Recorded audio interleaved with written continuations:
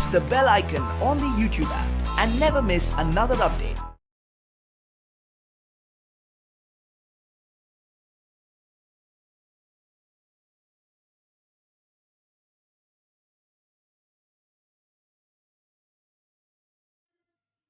Hi students, ಎಲ್ಲ ಹೇಗಿದ್ದೀರಿ? Exam ಕೂಡ ಚೆನ್ನಾಗಿ ಮಾಡಿದ್ರಿ ಇವತ್ತು. ಸೊ ಪ್ರತಿ ಎಕ್ಸಾಮ್ ಆಗಿದ ತಕ್ಷಣ ಈಗ ಡಿಸ್ಕಷನ್ ಸ್ಟಾರ್ಟ್ ಮಾಡ್ತಿದ್ವು. ಸೊ ಇವತ್ತು ಕೂಡ ಸ್ಪೆಷಲ್ ಕ್ವಶನ್ಸ್ಗಳು ಯಾವ್ದು ಬರುತ್ತೋ ಅದನ್ನು ಡಿಸ್ಕಸ್ ಮಾಡ್ತಾ ಹೋಗೋಣ. ಆ್ಯಂಡ್ ಮೋರ್ ಓವರ್ ಪ್ರತಿ ಎಕ್ಸಾಮ್ಸಲ್ಲೂ ಕೂಡ ನಿಮಗೆ ಒಂದು ಮ್ಯಾಕ್ಸಿಮಮ್ ಕ್ವಶನ್ಸ್ ಹೊಸ ಹೊಸ ಕ್ವಶನ್ಸ್ ಸಿಗ್ತಾ ಹೋಗುತ್ತೆ. ಅದಾದ್ರೆ ಇವಾಗೆಲ್ಲ 11 ಗ್ರ್ಯಾಂಡ್ ಪೇಪರಿಗೆ ಬಂದಿದ್ದೀವಿ. ಸೊ ಇನ್ನೇನು ಎಲ್ಲ ಪೇಪರ್ಸ್ನ ನೀವು ಒಂದು ಸ್ವಲ್ಪ ರಿವೈಸ್ ಮಾಡಿದ್ರೆ 1-2 ಕ್ವಶನ್ಸ್ ನಿಮಗೆ ರಿಪೀಟ್ ಅಂತ ಅನ್ಸ್ಬೋದು. ಬಿಟ್ರೆ ಇನ್ನೆಲ್ಲ ಕ್ವಶನ್ಸು ನಿಮಗೆ ಹೊಸದು ಅನ್ಸುತ್ತೆ. ಸೊ ಅಷ್ಟನ್ನು ಪ್ರಾಕ್ಟೀಸ್ ಮಾಡ್ಕೊಂಡ್ರೆ ಎಕ್ಸಾಮ್ಗೆ ಲಾಸ್ಟ್ ಫೇಸ್ ಆಫ್ JEE ಎಕ್ಸಾಮ್ಗೆ ಹೆಲ್ಪ್ ಕೂಡ ಆಗುತ್ತೆ. Okay, so let's begin your today's discussion. Grand paper 11. Go for first question. Question number 1. A bar magnet of moment ಕೊಟ್ಟಿದ್ದಾರೆ. Magnetic moment M is equals to 2i cap plus 3j cap is in a magnetic field 3i cap plus 4j cap. Magnetic field ಕೊಟ್ಟಿದ್ದಾರೆ 3i cap plus 4j cap. The torque acting on the magnet is. ಏನು expect ಮಾಡ್ತೀರಾ? Torque acting on the magnet is. So we know that rotating effect on the bar magnet. So torque ಬೇಕು ಅಂತಂದ್ರೆ tau is equals to 2 quantities ನೀವು product ಮಾಡಬೇಕು. ಒಂದು magnetic moment ಯಾರ ಜೊತೆ? Magnetic field ಜೊತೆ. M cross B. Okay, I into A ಅದು ಕೂಡ ಬರುತ್ತೆ. ಕರೆಂಟ್ ಕ್ಯಾರಿಂಗ್ ಕಂಡಕ್ಟರ್ ತಗೊಂಡ್ರೆ M ಬದಲು I into A. ಬಟ್ ಇಲ್ಲಿ ನಮಗೆ ಬಾರ್ ಮ್ಯಾಗ್ನೆಟ್ ಕೊಟ್ಟಿರೋದ್ರಿಂದ ಡೈರೆಕ್ಟ್ ಆಗಿ ಮ್ಯಾಗ್ನೆಟಿಕ್ ಡೈಪೋಲ್ ಮೂಮೆಂಟ್ ನ ತಗೋಣ. Capital M. ಕ್ರಾಸ್ ಪ್ರಾಡಕ್ಟ್ ಮಾಡಬೇಕು. ಕ್ರಾಸ್ ಪ್ರಾಡಕ್ಟ್ ಮಾಡ್ಬೇಕಾದ್ರೆ ನೆನಪಿರ್ಲಿ, I cap cross I cap ಏನಾಗುತ್ತೆ? 0 ಆಗುತ್ತೆ. J cap cross J cap ಏನಾಗುತ್ತೆ? 0 ಆಗುತ್ತೆ. But I cap cross J cap ತಗೊಂಡ್ರೆ ಅದು K cap ಆಗುತ್ತೆ. ಅಕಸ್ಮಾತ್ J cap cross I cap ಅಂತ ತಗೊಂಡ್ರೆ ಅದು ಉಲ್ಟಾ ಮೈನಸ್ K cap. ಅಲ್ಲಿ ನಮಗೆ ಕ್ವಾಡ್ರೆಂಟ್ಸ್ ನ ಕಾನ್ಸೆಪ್ಟ್ ಅಲ್ಲಿ ನಾವು ಹೇಳ್ತಾ ಹೋದ್ರೆ ಈಸಿಯಾಗಿ ನಿಮ್ಗೆ ಅರ್ಥ ಆಗುತ್ತೆ ಅಂತ ಅನ್ಕೋತೀನಿ. X axis, Y axis, Z axis, I cap, J cap, K cap. So anticlockwise ಹೋದ್ರೆ ಪಾಸಿಟಿವ್ ಅಂತ ಗೊತ್ತಿದೆ, ಕ್ಲಾಕ್ ವೈಸ್ ಬಂದ್ರೆ ನೆಗೆಟಿವ್ ಆಗುತ್ತೆ. ಈಗ ನಾನು ಹೇಳ್ತಾ ಇದ್ದೀನಿ I cap cross J cap ಆಯ್ತು ಅಂತಂದ್ರೆ ಆಂಟಿ ಕ್ಲಾಕ್ ವೈಸ್ ಡೈರೆಕ್ಷನ್ ಆಗುತ್ತೆ, ಪ್ಲಸ್ K cap ಬರುತ್ತೆ. ಅದೇ J cap cross I cap ಆಯ್ತು ಅಂತಂದ್ರೆ ಅದು ಆಂಟಿ ಕ್ಲಾಕ್ ವೈಸ್ ಅಲ್ಲ, ಕ್ಲಾಕ್ ವೈಸ್ ಆಗುತ್ತೆ, ಆಗ ಅದು ನೆಗೆಟಿವ್ ಆಗುತ್ತೆ. ಇಲ್ಲಿ ಇರೋದೇ ಎರಡು quantity, I cap, J cap, J cap. Tau equals M ಅಂದ್ರೆ ಏನಿದೆಯಪ್ಪ? 2i cap plus 3j cap. Cross product ಮಾಡಿ 3i cap plus 4j cap. Cross product ಮಾಡಬೇಕು. I cap cross I cap 0 ಆಗುತ್ತೆ. I cap cross J cap positive, K cap ಆಗುತ್ತೆ. 2 into 4 8 ಆಯ್ತು. 8 K cap ಬರುತ್ತೆ. Next 3 ಮತ್ತೆ 3 ಇದನ್ನು product ಮಾಡಬೇಕಾಗುತ್ತೆ. 3 ಮತ್ತೆ 4 ಅಂತ ಪ್ರಾಡಕ್ಟ್ ಮಾಡಿದ್ರೆ J cap cross J cap 0 ಆಗುತ್ತೆ. 3J cap 3i cap minus K cap ಬರುತ್ತೆ. 3 3 is 9K cap ಬರುತ್ತೆ. ಯಾಕೆ ಸರ್? J ಮತ್ತೆ I ಯಾವ ಡೈರೆಕ್ಷನ್ ಆಗುತ್ತೆ? ದಟ್ ಈಸ್ ಕ್ಲಾಕ್ ವೈಸ್ ಆಗುತ್ತೆ. It should be negative. ಅಂದ್ಮೇಲೆ 8K cap ಅಲ್ಲಿ ಮೈನಸ್ 9K cap ಮಾಡಿದ್ರೆ ಬರುತ್ತೆ ಮೈನಸ್ K cap ಬರುತ್ತೆ. This is answer. Okay, option ನೋಡೋಣ. I cap plus J cap minus 3i cap minus 2j cap minus K cap. Therefore, option 3 is the right answer. Clear? Yes. Note it down and go for next question. Question number 2. Go for second question. Column 2 gives some quantities associated with electron of hydrogen-like atom. The quantities are proportional to the entries given in column 1. Match the following column 1 and column 2. ನಿಮಗೆ ಅಲ್ಲಿ ಕೊಟ್ಟಿರೋ columns ಅಲ್ಲಿ ಯಾವ್ಯಾವ quantities ಇದೆ ನೋಡ್ಕೊಳ್ಳೋಣ. First ಅವ್ರು ಹೇಳ್ತಾ ಇದ್ದಾರೆ ಟೈಮ್ ಪೀರಿಯಡ್ ಅಂತ ಹೇಳ್ತಾ ಇದ್ದಾರೆ.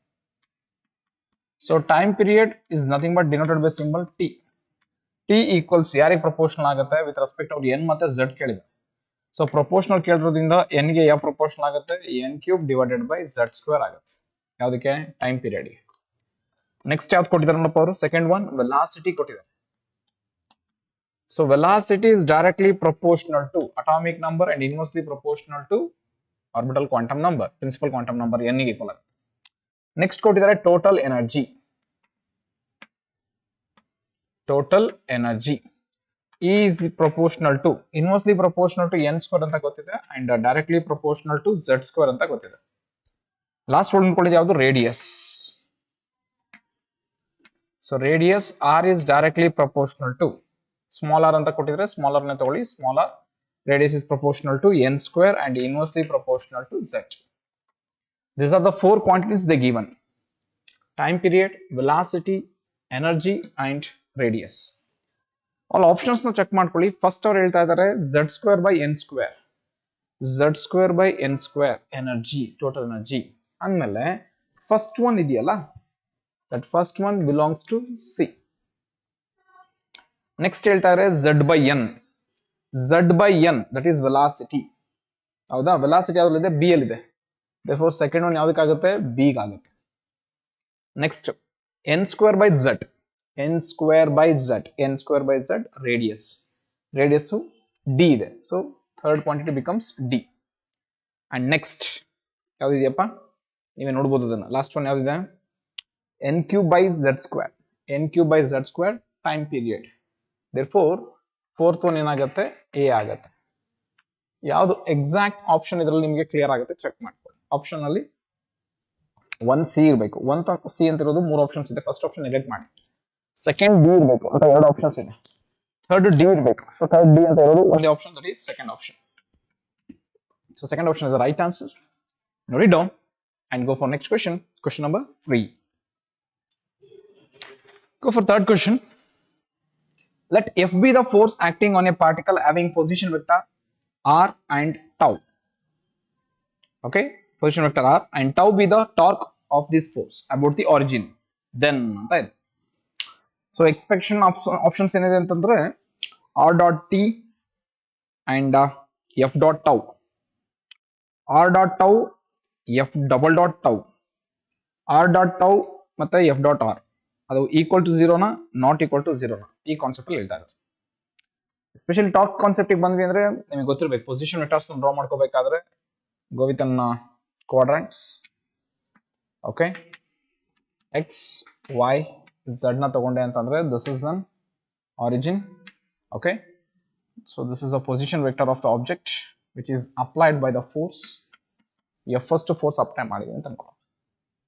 So this is a position vector r vector, this is f vector, mutually perpendicular.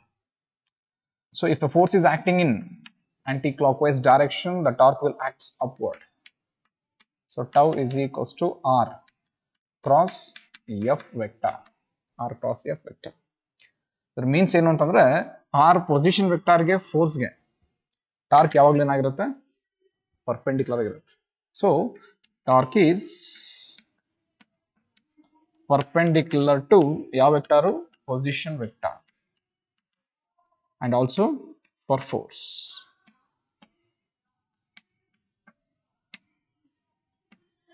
Perpendicular ಅನ್ನೋ ವರ್ಡ್ ಹೇಳ್ತಾ ಇದೀವಿ ಅಂತಂದ್ರೆ ಅಲ್ಲಿ ಯಾವ ಪ್ರಾಡಕ್ಟ್ ಬರಲೇಬೇಕು? ಕ್ರಾಸ್ ಪ್ರಾಡಕ್ಟ್ ಬರಲೇಬೇಕು.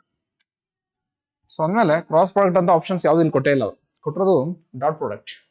ದೇರ್ಫೋರ್ ಡಾಟ್ ಪ್ರಾಡಕ್ಟ್ ನಾವೇನಾದ್ರು ತಗೊಂಡ್ವಿ ಅಂತಂದ್ರೆ ಯಾರ್ಯಾರಿಗೆ? ಆರ್ ವೆಕ್ಟರ್ ಡಾಟ್ ಎಫ್ ವೆಕ್ಟರ್ಗೆ ಡಾಟ್ ಪ್ರಾಡಕ್ಟ್ ಮಾಡಿದ್ರೆ ವ್ಯಾಲ್ಯೂ ಇಸ್ 0. ಎಫ್ ವೆಕ್ಟರ್ಗೆ ಮತ್ತೆ ಟಾರ್ಕ್ಗೆ ನೀವೇನಾದ್ರೂ ಪ್ರಾಡಕ್ಟ್ ಮಾಡಿದ್ರೆ ಅಂತ ಆಗ್ಲೂ ಕೂಡ ವ್ಯಾಲ್ಯೂ ಏನಾಗುತ್ತೆ? 0. So this is the concepts for this question. ಆಮೇಲೆ ಈ ಆಪ್ಷನ್ಸ್ ಯಾವ್ದಿದೆ ಚೆಕ್ ಮಾಡ್ಕೊಳ್ಳಿ, ಬಿಕಾಸ್ ಎರಡೇ ಇರೋದು ನನಗೆ, ಒಂದು ರೇಡಿಯಸ್ ವೆಕ್ಟರ್, ಫೋರ್ಸ್ ಮತ್ತೆ ಟಾರ್ಕ್. ಈ ಕಾನ್ಸೆಪ್ಟ್ ಅಲ್ಲಿ ಯಾವ ಆಪ್ಷನ್ಸ್ ನಿಮಗೆ ಕ್ಲಿಯರ್ ಆಗುತ್ತೆ ಚೆಕ್ ಮಾಡ್ಕೊಳ್ಳಿ.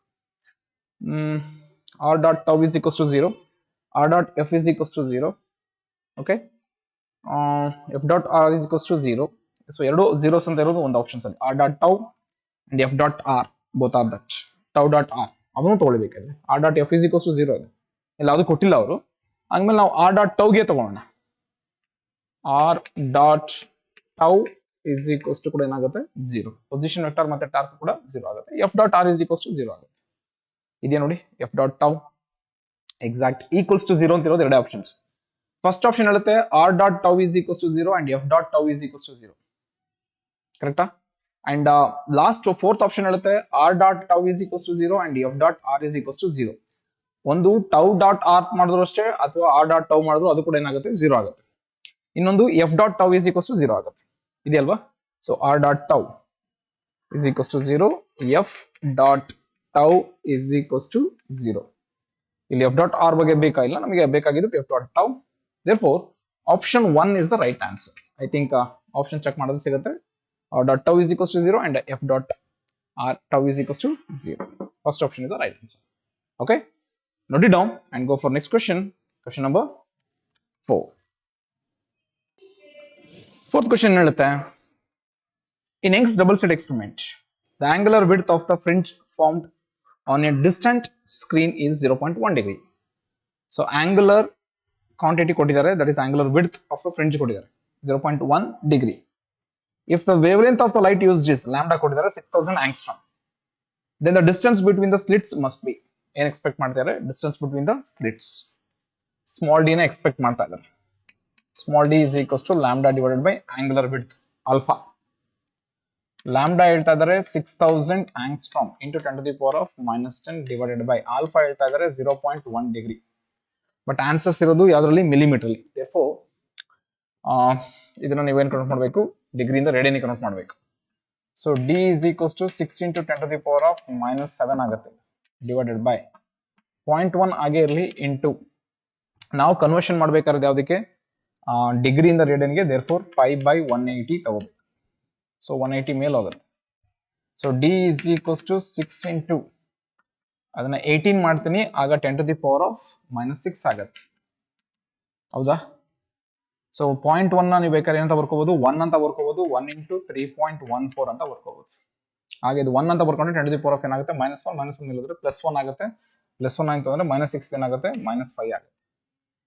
d is equals to, so rough calculations ಮಾಡಿದ್ವಿ ಅಂತಂದ್ರೆ ಆಟೋಮೆಟಿಕಲಿ ನಮಗೆ ಬೇಕಾಗಿದ್ದ ವ್ಯಾಲ್ಯೂ ಇಲ್ಲಿ 3.14, 3 ಅಂತಾನೆ ತಗೊಂಡು ಕ್ಯಾಲ್ಕುಲೇಟ್ ಮಾಡಿದ್ವಿ ಅಂತಂದ್ರೆ 3 1s 3 2s 2s ಹೋಗುತ್ತೆ. 18 into 2 36, ಕರೆಕ್ಟಾ? ಸೊ 36 ಹತ್ರ ಬರುತ್ತೆ. ಓಕೆ, ನಿಮ್ಮ ಆಪ್ಷನ್ಸ್ ನೋಡಿದ್ರೆ ಆನ್ಸರ್ ಸಿಕ್ಬಿಡುತ್ತೆ ನಿಮ್ಗೆ. 36 ನಿಯರ್ ಯಾವ್ದಾರ ಇದೆಯಾ? ಸೊ ಮಿಲಿಮೀಟರ್ ಇದೆ, ಹೌದಾ? 0.344 ಇದೆ. therefore ನಾನು ತಗೋಬಿಡ್ತೀನಿ ಡೈರೆಕ್ಟ್ ಆಗಿ ವ್ಯಾಲ್ಯೂ 0.341 ತಗೊಳಕ್ಬೇಕಾದ್ರೆ ಇಲ್ಲಿ 34 ಮಾತ್ರ ತಗೋತೀವಿ. 34 into 10 to the power of ಏನು ಬರುತ್ತೆ, -5. ಇಲ್ಲಿ 0 ಇದೆ ಅಂತಾರೆ, ಶಿಫ್ಟ್ ಮಾಡಿದ್ರೆ -4 ಆಗುತ್ತೆ, -3 ಆಗುತ್ತೆ. therefore d is equals to 0.344 into 10 to the power of -3 meter. therefore d is equals to 0.344 millimeter. This is a perfect answer. Option second is the right answer. Note it down and go for next question. Question number 5. So go for fifth question. A block of mass m carrying a positive charge q. So they given the positive charge q. Block ali mass m ide, adike whole charge q ide, placed on a smooth horizontal table, smooth frictionless, which ends in a vertical wall situated at the distance d from the block. Okay, d is the distance of separation, which ends in, okay, an electric field E is switched on towards the right. Okay, assuming elastic collisions, find the time period of resultant oscillation. The resultant oscillation. So question bada simple ide. So this is the diagram they given. This is the wall and this is the block, and this block having mass m and having charge q. Distance of separation between this block and the wall is d. Okay, obviously block ಹೋಗಿ collision ಆಗುತ್ತೆ wall ಜೊತೆ and ವಾಪಸ್ rebound ಆಗುತ್ತೆ, then it starts to make an oscillation. So ಇಲ್ಲಿ time t ತಗೋತು, ಇಲ್ಲಿ time t ತಗೋತು ಅಂದ್ರೆ total time ಎಷ್ಟಾಗುತ್ತೆ, 2t ಆಗುತ್ತೆ. ಅವರು 2t ನ ಕ್ಯಾಲ್ಕುಲೇಟ್ ಮಾಡಕ್ಕೆ ಹೇಳ್ತಾ ಇದ್ದಾರೆ, ಟೋಟಲ್ ಟೈಮಿಂಗ್ಸ್ ಕೇಳ್ತಾ ಇದ್ದಾರೆ. t dash is equals to 2t ಬರುತ್ತೆ. ಅದಕ್ಕಿಂತ ಮುಂಚೆ ಅವ್ರು ಹೇಳ್ತಾ ಇದ್ದಾರೆ there is an apply of the ಯಾವ ಫೀಲ್ಡ್ ಅಪ್ಪ, ಎಲೆಕ್ಟ್ರಿಕ್ ಫೀಲ್ಡ್ ಅಪ್ಲೈ ಮಾಡಿದೀವಿ ಅಂತ ಹೇಳಿ.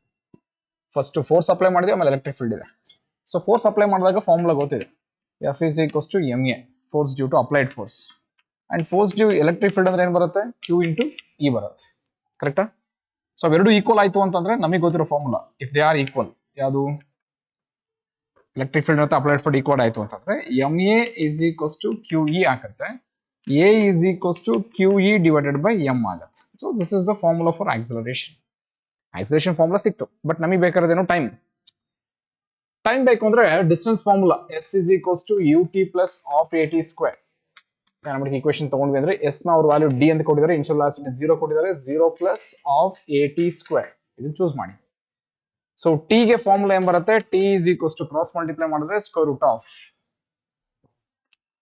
ಕ್ರಾಸ್ ಮಲ್ಟಿಪ್ಲೈ ಮಾಡಿ 2d divide by A, 2d divided by A, ಯಾಕಂದ್ರೆ ಸ್ಕ್ವೇರ್ ನ ಟ್ರಾನ್ಸ್ಫರ್ ಮಾಡ್ಕೊಂಡು 2d, ಎ ಅಂದ್ರೆ ವ್ಯಾಲ್ಯೂ ಗೊತ್ತು, Q E by M substitute ಮಾಡಿದ್ರೆ T is equals to square root of ಏನ್ ಬರುತ್ತೆ, 2d divided by Q E divided by M, M numerator ಗೆ ಹೋಗುತ್ತೆ, ಕರೆಕ್ಟಾ. So T is equals to square root of 2dm divided by Q E is the formula, ಯಾರಿಗೆ, T ಗೆ. But ನಮಗೆ ಬೇಕಾಗಿರೋದೇನು, T ನ T dash. So just for two motion ಕೇಳಿದ್ರೆ ಇದು ಫೈನಲ್ ಆನ್ಸರ್ ಆಗಿದೆ, ಅಥವಾ ಫ್ರೋ ಮೋಷನ್ ಕೇಳಿದ್ರೆ ಇದು ಆನ್ಸರ್ ಆಗಿದೆ. ಬಟ್ ಅವರು ಟೂ ಅಂಡ್ ಫ್ರೋ ಸೇರಿಸಿ ಒಂದು ಆಸಿಲೇಷನ್ ಗೆ ಟೈಮ್ ಪೀರಿಯಡ್ ಕೇಳ್ತಾ ಇದ್ದಾರೆ. Therefore T dash is equals to 2t, 2 into T value ಗೊತ್ತಿದೆ, that is 2dm divided by Q E is the formula. So T dash is equals to 2 square root ಒಳಗಡೆ ಹೋಗ್ಬೇಕು ಅಂದ್ರೆ ಅದು 4 ಆಗಬೇಕು. So 4 into 2 ಎಷ್ಟಾಗುತ್ತೆ, 8dm divided by Q E is the formula. I think so you get the point ಅಲ್ವಾ. So what's the answer, root of 2dm divide by Q E. Option ಇದೆಯಾ check ಮಾಡ್ಕೊಳ್ಳಿ. Option Q E ಅಂತ denominator ಇರೋದು 3 options ಅಲ್ಲಿ, ಅದರಲ್ಲಿ 8 ಅಂತ numerator ಇರೋದು ಒಂದೇ ಆಪ್ಷನ್, ಅದು ಸೆಕೆಂಡ್ ಆಪ್ಷನ್ ಇದೆ. So second option is the right answer. Okay, note it down and go for next question. Question number 6. So go for 6th question. A ball rolling off the top of the staircase of each step with height h and width w with an initial velocity u will just hit nth step, then n equals. ಅವ್ರು ಹೇಳ್ತಾ ಇದಾರೆ height ನ H ಅಂತ ತಗೊಳ್ಳಿ, width of the steps ನ W ಅಂತ ತಗೊಳ್ಳಿ, N number of steps ಇದೆ ಅಂಡ್ ಮೇಲ್ಗಡೆಯಿಂದ ಕೆಳಗಡೆ ಬರ್ತಾ ಇದೆ, ಎನ್ ನಂಬರ್ ಆಫ್ ಸ್ಟೆಪ್ಸ್ ನ ಕವರ್ ಮಾಡಬೇಕಾದ್ರೆ ಆಬ್ವಿಯಸ್ಲಿ ಇನಿಷಿಯಲ್ ವೆಲಾಸಿಟಿ ಯು ಇದೆ, ಬಟ್ ಎನ್ ವ್ಯಾಲ್ಯೂ ಎಷ್ಟು ಅಂತ ಎಕ್ಸ್ಪೆಕ್ಟ್ ಮಾಡ್ತಾರೆ, ಎಷ್ಟು ಸ್ಟೆಪ್ಸ್ ಇದೆ ಅಂತ ಎಕ್ಸ್ಪೆಕ್ಟ್ ಮಾಡ್ತಾರೆ. ಸೊ ಈ ಪ್ರಾಬ್ಲಮ್ ಸಾಲ್ವ್ ಮಾಡಬೇಕು ಅಂತಂದ್ರೆ ಅಲ್ಲಿ ಆನ್ಸರ್ಸ್ ಕೂಡ ಒಂದ್ಸಲ ಚೆಕ್ ಮಾಡ್ಕೊಳ್ಳಿ. In the form of initial velocity, height, width ಮತ್ತೆ ಆಕ್ಸಲರೇಷನ್ ಡ್ಯೂ ಟು ಗ್ರಾವಿಟಿ, ಈ ಫಾರ್ಮಲ್ ಇದೆ. Then I have to solve with respect to the considering with the steps. Okay, so if they like so, h is the height of the step and w be the width of the step. ಅವ್ರು ಹೇಳ್ತಾ ಇದಾರೆ ಎಷ್ಟು steps ನ ತಗೊಳ್ಳಿ ಅಂತ ಹೇಳ್ತಾ ಇದಾರೆ, n steps ನ ತಗೊಳ್ಳಿ ಅಂತ ಅಂತಂದ್ರೆ ಒಂದು ನೆನಪಿರ್ಲಿ, and this h is an vertical displacement, that is y, and this is an horizontal displacement, that is x. Ball ಇಲ್ಲಿದೆ ಅಂತಂದ್ರೆ ಬಾಲ್ ಗೆ ಇನಿಷಿಯಲ್ ವೆಲಾಸಿಟಿ ಇರುತ್ತೆ, that is u. ಅವ್ರು ಅದನ್ನ ಯು ಅಂತ ತಗೊಂಡಿದ್ದಾರೆ, ಈ ತರ ಯು ಅಂತ ತಗೊಂಡಿದ್ದಾರೆ. ಆಟೋಮೆಟಿಕಲಿ ಇದು ಒಂದು ಸ್ಟೆಪ್ ಬಂತು ಅಂತಂದ್ರೆ it will completes and which motion, horizontal projectile motion. ಅದೇನಪ್ಪ, horizontal projectile motion. So horizontal projectile motion concept ಗೆ ಡಿಸ್ಪ್ಲೇಸ್ಮೆಂಟ್ ಈಕ್ವೇಷನ್ ತಗೊಂಡು ಪ್ಯಾರಾಬೋಲಿಕ್ ಕಾನ್ಸೆಪ್ಟ್ ಅಲ್ಲಿ ಪ್ರೂವ್ ಮಾಡಿರ್ತೀವಿ. Trajectory of a projectile is parabola ಅಂತ ಹೇಳಿ ಆ ಎಕ್ಸ್ಪ್ರೆಷನ್ ಚೂಸ್ ಮಾಡಿದ್ರೆ ಈಸಿಯಾಗಿ ಸಾಲ್ವ್ ಆಗುತ್ತೆ. ಬಟ್ ಒಂದ್ ನೆನಪಿರ್ಲಿ, ಇಲ್ಲಿ y ಕಾಂಪೊನೆಂಟ್ ಇದೆಯಲ್ಲ, that y component y is equals to ಏನಾಗುತ್ತೆ, n ಟೈಮ್ಸ್ ಆಫ್ h ಆಗುತ್ತೆ. ಅಂಡ್ x ಕಾಂಪೊನೆಂಟ್ ಇದೆಯಲ್ಲ, that becomes n into w ಆಗುತ್ತೆ, because width is on along x with respect to that, height is in with y axis, vertical ಮತ್ತೆ horizontal component. ಅಂದ್ಮೇಲೆ horizontal projectile motion ಗೆ total displacement equation ಬರುತ್ತೆ, y is equals to minus with respect ಯಾವ್ದಕ್ಕೆ ತಗೋಬೇಕು sir, ಅದು horizontal ಗೆ ಮತ್ತು vertical ಎರಡಕ್ಕೂ ಈಕ್ವಲ್ ಆಯ್ತು ಅಂತಂದ್ರೆ that becomes x square divided by y equals ನಲ್ಲಿ ವಿತ್ ರೆಸ್ಪೆಕ್ಟ್ ಟು ಜಿನು ಬರುತ್ತೆ, ಮತ್ತೆ ಇನ್ನೊಂದು ಏನ್ ಬರುತ್ತೆ, ಇನಿಷಿಯಲ್ ವೆಲಾಸಿಟಿ ಬರುತ್ತೆ, that is 2u square, 2u square. This is the formula for horizontal projectile motion y. But y is equals to ಏನಿದೆ formula, nh ಅಂತ ಅಲ್ವಾ, y is equals to minus g by 2u square x square. Height ಕೂಡ with respect to downward ಬರ್ತಾ ಇದೆ, so minus n into h that equals minus g divided by 2u square. x value ಏನಿದೆ, nw square, nw whole square. So minus into minus ಏನಾಗುತ್ತೆ, sorry minus minus ಏನಾಗುತ್ತೆ, cancel ಆಗುತ್ತೆ, ಉಳ್ಕೊಳ್ಳೋದೇನು, nh is equals to g divided by 2u square into n square w square. ಒಂದೇನು ಏನಾಯ್ತು, cancel. ನಿಮಗೆ ಬೇಕಾಗಿರೋದು n ಅಲ್ಲಿ, ಸೊ ಕ್ರಾಸ್ ಮಲ್ಟಿಪ್ಲೈ ಮಾಡ್ಕೊಳ್ಳಿ, 2u square h divided by g w square. So this is the standard formula. ಅರ್ಥ ಆಯ್ತು ಅಂತ ಅನ್ಕೋತೇನೆ. ಇಲ್ಲಿ ಫಾರ್ಮುಲಾದಲ್ಲಿ ಯಾಕೆ ಮೈನಸ್ ತಗೊಂಡಿದ್ವಿ sir, that is vertical component with respect to that. Okay, so vertical component ನ y is equals to nh number of steps to displacement equation ಅಲ್ಲಿ. ಸೊ ನೆಗೆಟಿವ್ ತಗೊಂಡ್ರೆ ನೆಗೆಟಿವ್ ಏನಾಗುತ್ತೆ, ಕ್ಯಾನ್ಸಲ್ ಆಗುತ್ತೆ. ಸೊ n ಅಂತೂ conclusion ಸಿಗ್ತಿಲ್ಲ. Option ಇದೆ ನೋಡಿ, 2u square h divided by gw square. 2u square h option is first may be gw. Third option ಇದೆ, but third option ಕೂಡ 2u square h square ಇದೆ. So third option ಆಗೋದಿಲ್ಲ. First option right answer ಅಲ್ಲ. So first option is the right answer. Okay, note it down and go for next question. Question number 7. So go for next 7th question. A vessel is filled with a gas at a pressure of 76 centimeter of mercury at a certain temperature. The mass of the gas is increased by a factor of 50% by introducing more gas in the vessel at the same temperature. The resultant pressure in centimeter of mercury is. So increasing by that mass ಎಷ್ಟಿದೆ, 50% ಇದೆ. So if mass is increased by 50% and that the value is varied by how many times? 3 by 2 times. And you know that if mass is varying by 3 by 2 times, pressure is also varies by how many times? 3 by 2 times. Therefore, change in pressure, change ಆಗ್ತಿರೋ pressure ಇದೆಯಲ್ಲ, that should be equals to 3 by 2 times of initial pressure. ಅದು ಹೇಳ್ತಾ ಇದ್ದಾರೆ, that is 76 centimeter ಹೇಳಿದಾರ, millimeter ಹೇಳಿದಾರ, 76 centimeter rise in mercury. Therefore p dash is equals to calculate ಮಾಡ್ಕೊಂಡ್ರೆ ಆಯ್ತು ಅಲ್ವಪ್ಪ. 76 by 2 ಎಷ್ಟು ಬರುತ್ತೆ, that is 38 ಬರುತ್ತಾ? 38 ಇಂಟು 2 ಏನಾಗುತ್ತೆ, 76 ಆಗುತ್ತೆ. ಸೊ 38 ಇಂಟು 3 ಆದರೆ value becomes 90. 8 3 is 24, 114 centimeter rise. ಯಾವಾಗ when mass is increasing by how many percent? 50%. There is variation of that mass by how many times? 3 by 2. Pressure also varies by 3 by 2 times. Then pressure ಎಷ್ಟು change ಆಗುತ್ತೆ height rising ಅಲ್ಲಿ ಅಂತಂದ್ರೆ 3 by 2 times measure ಮಾಡಿದ್ರೆ 114 centimetre ಬರುತ್ತೆ. ಯಾವಾಗ mass increases by 50%. Option ನೋಡಿ 114 centimetre ಅಲ್ಲಿ ಬೇಕು. That is option 2 is the right answer. Okay, note it down and go for next question. Question number 8. Go for 8th question. If it takes 5 minutes to fill a 15-liter bucket from a water tap of diameter 2 by root of pi centimeter. 2 by root of pi centimeter. ಮೂರು quantity ಕೊಟ್ಟಿದ್ದಾರೆ, ಒಂದು time ಕೊಟ್ಟಿದ್ದಾರೆ 5 minutes and ಇನ್ನೊಂದು ಕೊಟ್ಟಿದ್ದಾರೆ litres volume ಕೊಟ್ಟಿದ್ದಾರೆ. Okay, next diameter of the tap ಕೊಟ್ಟಿದ್ದಾರೆ, 2 by root pi centimeter ಕೊಟ್ಟಿದ್ದಾರೆ. The Reynolds number for the flow is, expectation ಏನ್ ಕೇಳ್ತಾರೆ, ರೆನಾಲ್ಡ್ಸ್ ನಂಬರ್.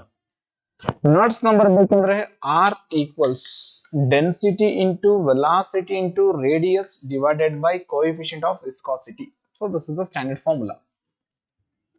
ಸೊ ಒಂದು ನಾವು ತಗೊಂಡಿರೋದಿಲ್ಲಿ ಟ್ಯಾಪ್ ಅಂತ ತಗೋತೀವಿ ಅಂತ ಅನ್ಕೊಂಡ್ರೆ, ಓಕೆ, ಟ್ಯಾಪ್ ನಲ್ಲಿ ವಾಟರ್ ಫ್ಲೋ ಆಗ್ತಾ ಇದೆ ಅಂತಂದ್ರೆ ಅವ್ರಿಲ್ಲಿ ವಾಟರ್ ಟ್ಯಾಪ್ ನ ಡಯಾಮೀಟರ್ ಕೊಟ್ಟಿದ್ದಾರೆ ಎಷ್ಟು, 2 by root pi centimeter ಕೊಟ್ಟಿದ್ದಾರೆ. ಇದನ್ನ ನಾವೇನ್ ಮಾಡ್ಬೋದು, ರೇಡಿಯಸ್ ಆಗಿ ಕನ್ವರ್ಟ್ ಮಾಡಿದ್ವಿ ಅಂತ ಅಂದ್ರೆ ಡಯಾಮೀಟರ್ ಬೈ 2 ಅಂದ್ರೆ 2 ಕ್ಯಾನ್ಸಲ್ ಆದ್ರೆ 1 by root pi centimeter ಆಗುತ್ತೆ. ಯಾವುದು ರೇಡಿಯಸ್ ವ್ಯಾಲ್ಯೂ. ವಾಟರ್ ಅಂತೂ ಫ್ಲೋ ಆಗ್ತಾ ಇದೆ, ಅದು ನೆನಪಿರ್ಲಿ. ಇಲ್ಲಿ with respect to the time ಅವ್ರು ಹೇಳ್ತಾ ಇದ್ದಾರೆ, ಇಲ್ಲಿ ನಾವು ತಗೊಳ್ಳೋ ಅಮೌಂಟ್ ಆಫ್ ವಾಲ್ಯೂಮ್ ಇದೆಯಲ್ಲ 15 ಲೀಟರ್ ವಾಲ್ಯೂಮ್ ಫಿಲ್ ಆಗಬೇಕು. With respect to the time ಹೇಳ್ತಾ ಇದ್ದಾರೆ, that is t is equals to how many minute? 5 minutes. Therefore rate of change of mass, amount of volume ಇದೆಯಲ್ಲ, it should be equals to density into area into velocity ಬರುತ್ತೆ. dm by dt is equals to density area into velocity. ಅದನ್ನ calculate ಮಾಡ್ಕೊಂಡು ಇದರಲ್ಲಿ v ನ calculate ಮಾಡೋಣ. ಯಾಕಂದ್ರೆ dm by dt condition ಅವ್ರು ಹೇಳ್ತಾ ಇದ್ದಾರೆ, that is dm by dt first calculate ಮಾಡ್ಕೊತೀನಿ. dm by dt is equals to 15 liter in how many minutes? 5 minutes. Nothing but in how many second? So 5 minutes into 60. ಕರೆಕ್ಟಾ? ಇದನ್ನ dm by dt value ಬರ್ಕೊಳ್ಳೋದಾಯ್ತು. So 5 1s 5 3s 3 1s 3 20s. ಸೊ 1 by 20 ಅಂದ್ರೆ nothing but ಇದನ್ನ ನೀವು ಬೇಕಾದ್ರೆ 2 ಅಂತ ತಗೊಂಡ್ರಿ ಅಂತಂದ್ರೆ dm by dt ವ್ಯಾಲ್ಯೂ ಏನ್ ಬರುತ್ತೆ, ಬೇಕಾದ್ರೆ 1 by 20 ಅಂತಾನೆ ಬರ್ಕೊಳ್ಳಿ, 1 by 20. ಬಟ್ ನಿಮಗೆ ಬೇಕಾದ್ರೇನು v value. So v value ಬೇಕು ಅಂತಂದ್ರೆ ಕ್ರಾಸ್ ಮಲ್ಟಿಪ್ಲೈ ಮಾಡ್ಕೊಂಡ್ರೆ ಆಯ್ತು, ಅಂದ್ರೆ ಇದು ಡಿನಾಮಿನೇಟರ್ ಬರುತ್ತೆ. v is equals to dm by dt into rho, okay, into a area, dm by dt ಅಂದ್ರೆ ಎಷ್ಟಪ್ಪ 1/20 ಇಂಟು ಡೆನ್ಸಿಟಿ ಆಫ್ ಯಾವುದು ವಾಟರ್ ಡೆನ್ಸಿಟಿ ಗೊತ್ತು 1000 ಅಂತ 10⁻³ ಅಂತ ಬರ್ಕೊತೀನಿ into area pi R square. ಸ್ವಲ್ಪ ಸಾಲ್ವ್ ಮಾಡಬೇಕಾದ್ರೆ ಪ್ರತಿ ಸ್ಟೆಪ್ ಪರ್ಫೆಕ್ಟ್ ಆಗಿ ಗೊತ್ತಿರಬೇಕು, ನಿಮ್ಗೆ ಈಕ್ವೇಷನ್ ಫಾರ್ಮ್ ಗೊತ್ತಿರಬೇಕು. So V is equals to 1/2 20 ಇದೆ ಅಂತಂದ್ರೆ ಇದನ್ನ 2 ಅಂತ ಬರ್ಕೊಂಡ್ರೆ ಇದು 10⁻⁴ ಆಗುತ್ತೆ. ಸೊ 1/2 ಅಂದ್ರೆ 0.5 ಆಗುತ್ತೆ. ಸೊ 0.5 ಡಿವೈಡೆಡ್ ಬೈ ಇದೆಷ್ಟಾಯ್ತು 10⁻+4 ಆಯ್ತು. +4 ಮೇಲಾದ್ರೆ ಏನಾಗುತ್ತೆ -4 ಆಗುತ್ತೆ. -4 ಡಿನಾಮಿನೇಟರ್ ಅಲ್ಲಿ ಪೈ ಹಾಗೆ ಇರಲಿ. ಆರ್ ಅಂದ್ರೆ ಏನಿದೆ ರೇಡಿಯಸ್, ಸೆಂಟಿಮೀಟರ್ ಇದೆ. ನಾವು ಅದನ್ನ ಮೀಟರ್ ಕನ್ವರ್ಟ್ ಮಾಡೋದು ಅಂತಂದ್ರೆ 1/√π ಇಂಟು 10⁻⁻² ಮೀಟರ್ ಆಯ್ತು.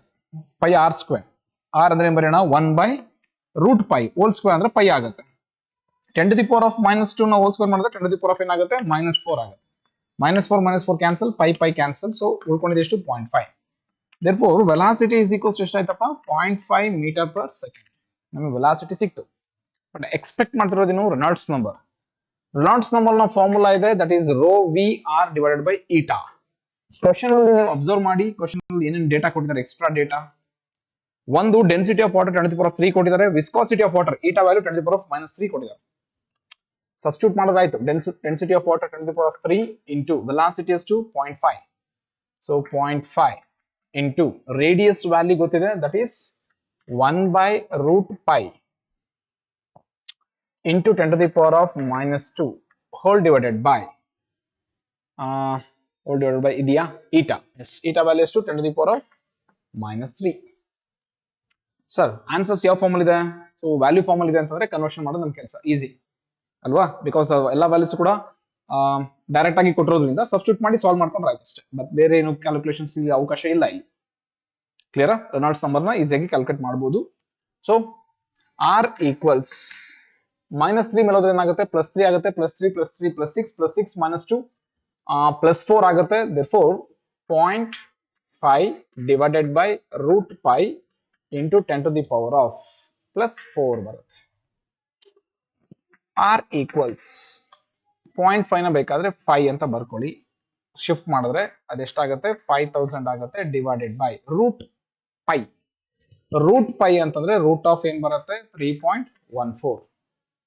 Root of 3.14 its value is ಏನು 3.14 ವ್ಯಾಲ್ಯೂ ಆಲ್ಮೋಸ್ಟ್ 3 ಅಂತ ತಗೊಂಡ್ರೆ 1.73 ಬರುತ್ತೆ. 1.73 ರಫ್ ಕ್ಯಾಲ್ಕುಲೇಷನ್ಸ್. ಇದು 3.14 ರಿಂದ ಸಮ್ ವ್ಯಾಲ್ಯೂ ಜಾಸ್ತಿ ಆಗ್ತಾ ಬರುತ್ತೆ. ಆಯ್ತಾ?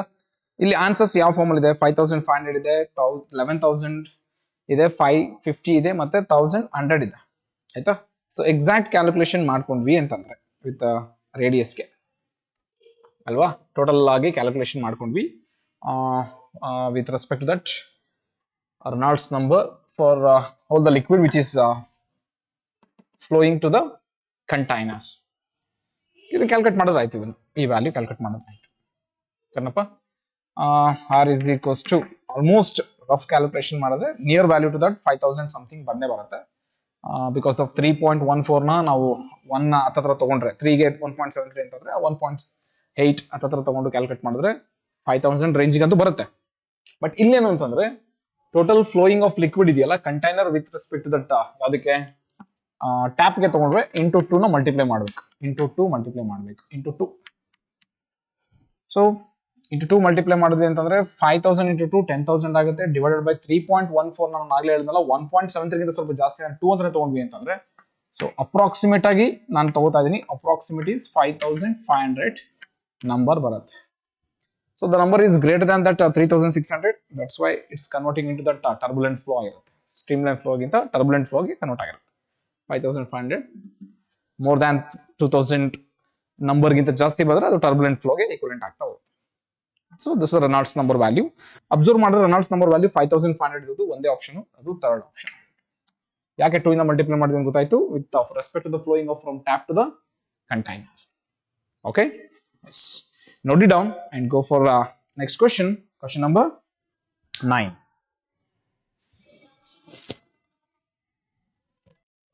So go for 9th question. The graph shows the variation of displacement of a particle executing simple harmonic motion with the time. We infer from the graph that ಅವ್ರಿಗೆ ಕೊಟ್ಟಿರೋ graph ನ check ಮಾಡ್ಕೊಳ್ಳಿ. Simple harmonic motion graph ನ ಕೊಟ್ಟಿದ್ದಾರೆ. So y versus t ಕೊಟ್ಟಿದ್ದಾರೆ ಅಂತ ಅನ್ಕೊಳ್ತೀನಿ. Displacement versus time. So graph sinusoidal wave form ಅಲ್ಲಿ ಇದೆ, ಹೌದಾ? ಟೈಮ್ ಹೇಳ್ತಾ ಇದ್ದಾರೆ, ದಿಸ್ ಇಸ್ ದಟ್ t/4 ಹೇಳ್ತಾ ಇದ್ದಾರೆ, ದಿಸ್ ಇಸ್ t/2 ಹೇಳ್ತಾ ಇದ್ದಾರೆ, ನೆಕ್ಸ್ಟ್ ಹೇಳ್ತಾ ಇದ್ದಾರೆ ದಟ್ ಈಸ್ 3t/4 ಹೇಳ್ತಾ ಇದ್ದಾರೆ. ಕರೆಕ್ಟಾ? ಏನ್ ಎಕ್ಸ್ಪೆಕ್ಟ್ ಮಾಡ್ತೀರಾ ಇಲ್ಲಿ? ಆಪ್ಷನ್ಸ್ ನೋಡಿ. The force is 0 at a time 3t/4. Force is 0 at 3t/4 ಅಂತ ಇದ್ದಾರೆ. Force is maximum at 3t/4. So first option is wrong option. The velocity is maximum at t/2.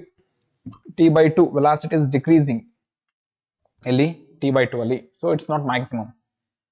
The acceleration is maximum at time is equals to t. ಅಂದ್ರೆ ಈ ಪಾಯಿಂಟಿಗೆ ಬಂದಾಗ time t ಇದೆ ಅಂತ ಹೇಳ್ತಾರೆ, ಹೌದಾ? ಅವ್ರು ಅದನ್ನೇ ಕನ್ಕ್ಲೂಡ್ ಮಾಡ್ತಾರೆ. ಈ ಪಾಯಿಂಟಿಗೆ ಬಂದ ತಕ್ಷಣ ಏನ್ ಮ್ಯಾಕ್ಸಿಮಮ್ ಅಂತ ಹೇಳ್ತಾರೆ, acceleration is maximum, but actually ಇದು ಆರಿಜಿನ್ ಬರ್ತಾ ಇದೆ ಅಂದ್ರೆ ಆಕ್ಸಿಲರೇಷನ್ ಬಿಕಮ್ಸ್ 0. ಸೊ ಮೂರು ಆಪ್ಷನ್ ತಪ್ಪಾಗುತ್ತೆ. And potential energy is equal to the total energy at a time t/2. t/2 ಅಂತ ಬರ್ತಾ ಇದ್ದಾರೆ ಅಂತಂದ್ರೆ it is goes to which position? Extreme position. Extreme position ಬಂದಾಗ ಅವ್ರು ಹೇಳ್ತಾ ಇದ್ದಾರೆ potential energy is equals to ಏನು? ಟೋಟಲ್ ಎನರ್ಜಿ ಈಕ್ವಲ್ ಆಗುತ್ತೆ ಅಂತ ಹೇಳ್ತಾ ಇದ್ದಾರೆ. Total energy formula at extreme position ಏನ್ ಬರುತ್ತೆ? ½ into m into a square omega square ಬರುತ್ತೆ. Even potential energy at extreme position ಕೂಡ ಸೇಮ್ ಬರುತ್ತೆ, ½ m into a square omega square. ಅಂದ್ರೆ ಅವ್ರು ಹೇಳ್ತಿರೋ ಪಾಯಿಂಟ್ ಕರೆಕ್ಟ್ ಆಗಿದೆ. therefore fourth option is the right answer. Potential energy and total energy should be equal at extreme position t/2 timings. Okay, so option 4 is the right answer. Note it down and go for next question, question number 10. So go for 10th question. A cart of mass 150 kg is pulled horizontally on a frictionless surface with a force of 10 Newton. Applied force is 10 Newton. If 100 gram per second sand is being dropped in a cart vertically, find the speed of the system when the cart has 100 kg sand in it. 100 gram per second ಅಷ್ಟು mass per second ಅಲ್ಲಿ variation ಆಗ್ತದೆ. Rate of change of mass ಎಷ್ಟು KG ಬರೋ ತನಕ? 100 kg ಬರೋ ತನಕ. So that is the rate of mass variations ಅಲ್ಲಿ ತಗೊಂಡು ಟೈಮ್ ಕ್ಯಾಲ್ಕುಲೇಟ್ ಮಾಡಿ ಫಿಲ್ ಆಗುತ್ತೆ. That is time is equals to rate of the time dm divided by amount of mass, rate of mass variation. ಅವ್ರು ಕೊಟ್ಟಿದ್ದಾರೆ total mass ಎಷ್ಟು? 100 kg divided by per mass ಎಷ್ಟು? 100 gram per second. Okay, then value ಇಲ್ಲಿರೋದು gram, ಹೌದಲ್ವಾ? Gram ಅಂತ ಇರೋದು KG convert ಮಾಡ್ತೀನಿ. ಇದು ಯಾಕಂದ್ರೆ ಕೆಜಿ ಇದೆ. 10⁻⁴ ಬರುತ್ತೆ -3. ಅವಾಗ -3 ಮೇಲೆ ಹೋದ್ರೆ ಏನಾಗುತ್ತೆ? +3. That becomes KG per second. Second ಕೂಡ ಮೇಲೆ ಹೋಗುತ್ತೆ. therefore ಕೆಜಿ ಕ್ಯಾನ್ಸಲ್ ಆಯ್ತು ಅಂದ್ರೆ 100 cancel. Time is equals to 10⁻⁻ +3 second ಬರುತ್ತೆ. Time taken to fill 1000 second ಆಗುತ್ತೆ. ಫಿಲ್ ದಿಸ್ 100 kg ಕಾಟ್ ಅಲ್ಲಿ ಫಿಲ್ ಆಗಕ್ಕೆ ಎಷ್ಟು? 1 ಸೆಕೆಂಡ್ ಅಲ್ಲಿ 100 ಗ್ರಾಮ್ ಫಿಲ್ ಆಗ್ತಾ ಹೋಗಕ್ಕೆ. ಟೈಮ್ ಸಿಕ್ತು ಅಂದ್ರೆ ಅವ್ರು ಎಕ್ಸ್ಪೆಕ್ಟ್ ಮಾಡ್ತಾರೆ ಏನ್ ಕ್ಯಾಲ್ಕುಲೇಟ್ ಮಾಡಕ್ಕೆ? ಸ್ಪೀಡ್ ನ ಕ್ಯಾಲ್ಕುಲೇಟ್ ಮಾಡಕ್ಕೆ ಹೇಳ್ತಾ ಇದಾರೆ. So there is an acting of an impulse concept ಹೋಯ್ತು ಅಂದ್ರೆ ಈಸಿಯಾಗಿ ಸಾಲ್ವ್ ಆಗುತ್ತೆ. ಇಂಪಲ್ಸ್ ಕಾನ್ಸೆಪ್ಟ್ ಅಲ್ಲಿ ಏನ್ ಹೇಳುತ್ತೆ? Change in momentum is equals to force into displacement. Force into time. So total momentum ಬೇಕು ಅಂದ್ರೆ total mass m plus m into v that is equals to f.t. First ಇದು mass ನ ತಗೋಣ. ಅಲ್ಲಿ 100 kg ಮತ್ತು ಅದು total cart 150. therefore 100 plus 150 into v that is equals to force ಹೇಳ್ತಾ ಇದ್ರೆ 10 newton. 10 into 10⁻⁻+3. So v equals 10⁻⁻3. ಅದೇನಪ್ಪ? 10 ಅನ್ನು ನೀವು ಬೇಕಾದ್ರೆ ಇದನ್ನ 100 ಅಂತ ಬರ್ಕೊಳ್ಳಿ, ತೊಂದರೆ ಇಲ್ಲ. ಇಲ್ಲ 1000 ಅಂತ ಬರ್ಕೊಳ್ಳಿ. ಇದನ್ನ 1000 ಅಂತ ಬರ್ಕೊಂಡ್ರೆ 10⁻⁻ ಎಷ್ಟಾಗುತ್ತೆ? 1 ಆಗುತ್ತೆ. ಡಿವೈಡೆಡ್ ಬೈ 100 ಪ್ಲಸ್ 150 ಎಷ್ಟಾಗುತ್ತೆ? 250 ಆಗುತ್ತೆ. 1s 4s. therefore v is equals to 40 meter per second. 40 meter per second. Option ಇದೆ, ಚೆಕ್ ಮಾಡ್ಕೊಳ್ಳಿ. 40 meter per second ಗೆ 10, 50, 20, 40. So option 4 is the right answer. Okay, note it down and go for next question. Question number 11. So go for 11th question. The photoelectric threshold wavelength is for silver is 3250 into 10⁻⁻10 meter. The velocity of the electron ejected from the silver surface by ultraviolet light of wavelength 2536 into 10⁻⁻10 meter is given. H value 4.14 into 10⁻⁻15 electron volt and the C is 3 into 10⁸ meter per second. So ಏನು expect ಮಾಡ್ತಾರೆ? ವೆಲಾಸಿಟಿನ calculate ಮಾಡಿ ಅಂತ ಹೇಳ್ತಾ ಇದ್ದಾರೆ. So velocity calculate ಮಾಡಬೇಕು ಅಂದ್ರೆ basic ಕೊಟ್ಟಿರೋ formula kinetic energy formula ತಗೋಬೇಕು. ದಟ್ ಈಸ್ v² ಫಾರ್ಮುಲಾ ಹೋಗ್ಬೇಕು. And kinetic energy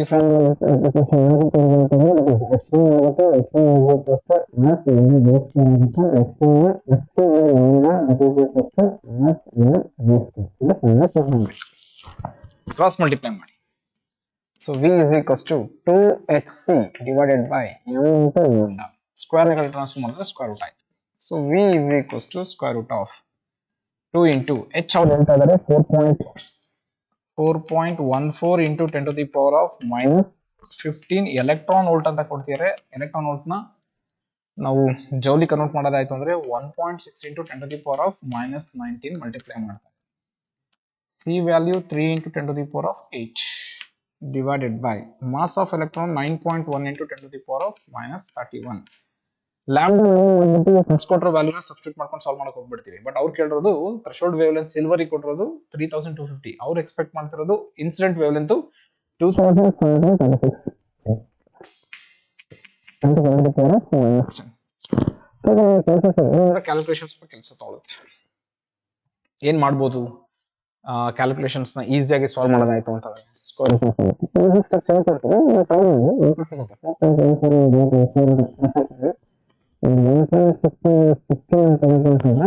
power value ಏನಾಗುತ್ತೆ ಮೈನಸ್ 20 ಆಗುತ್ತೆ.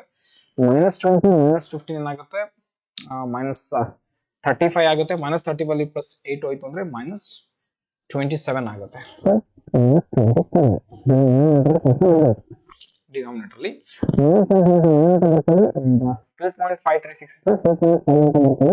2536 ನ 2. ಯಾವಾಗ ಏನಾಗುತ್ತೆ 10 to the power of -7 ಆಗುತ್ತೆ. -7 -31 ಏನಾಗುತ್ತೆ ದಟ್ ಈಸ್ -7 ಅಲ್ವಾ ಇದು? ಎಸ್ -7. ಸೊ -38 ಆಗುತ್ತೆ into 10 to the power of -38. Plus 38 ಆಗುತ್ತೆ. ಪ್ಲಸ್ 30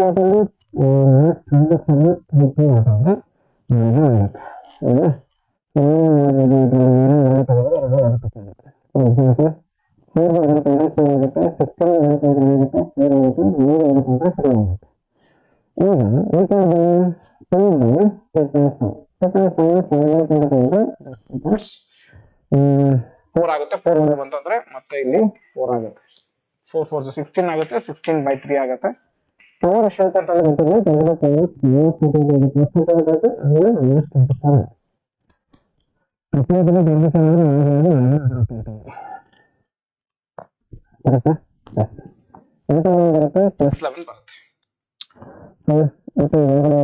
ಫೋರ್ ಆಯ್ತು.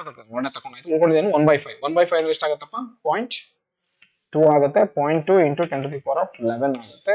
ಇದನ್ನೇನ್ ಮಾಡ್ಬೋದು 0.2 ನ 2 ಅಂತ ಬರ್ಕೊಂಡ್ರೆ 10 ಆಗುತ್ತೆ. ಹೊರಗಡೆ ಬಂದ್ರೆ that is 16/3 √2 into 10 to the power of ಏನ್ ಬರುತ್ತೆ 5 ಬರುತ್ತೆ.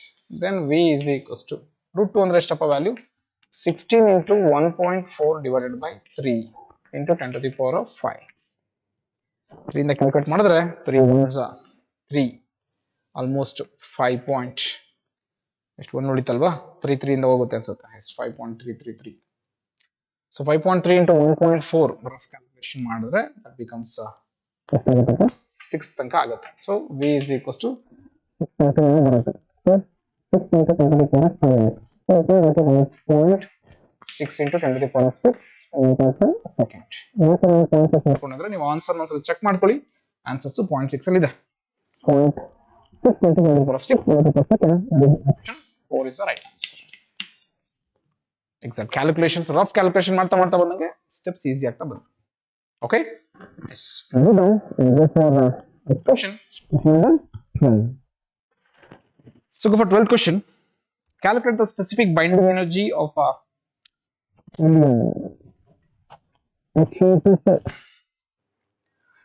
in mega electron volt given that mp equals mass of proton is equal to 1.0073 u, mass of electron 0.0055 u, mass of helium rust mass ಅಂದ್ರೆ capital M ಕೊಟ್ಟಿದ್ದಾರೆ that is 4.0041 you.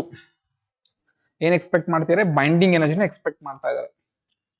we all know that binding energy equals mass defect into c square according to the Einstein's mass energy equivalence equation. E is equals to mc square. Binding energy is equals to delta m c square. But delta m ಅಂದ್ರೆ formula ಏನು ಬರುತ್ತೆ?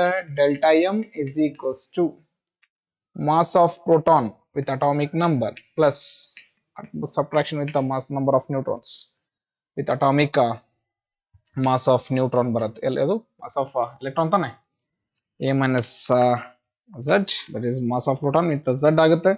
and next to mass of neutron ತಗೋಬೇಕು. ಒಟ್ಟು ಇವ್ರು ಏನು ಕೊಟ್ಟಿದ್ದಾರೆ? Mass of electron ಕೊಟ್ಟಿದ್ದಾರೆ, mass of neutron ಕೊಟ್ಟಿದ್ದಾರೆ. Mass of electron okay, mass of neutron ಕೊಟ್ಟಿದ್ದಾರಲ್ಲಪ್ಪ.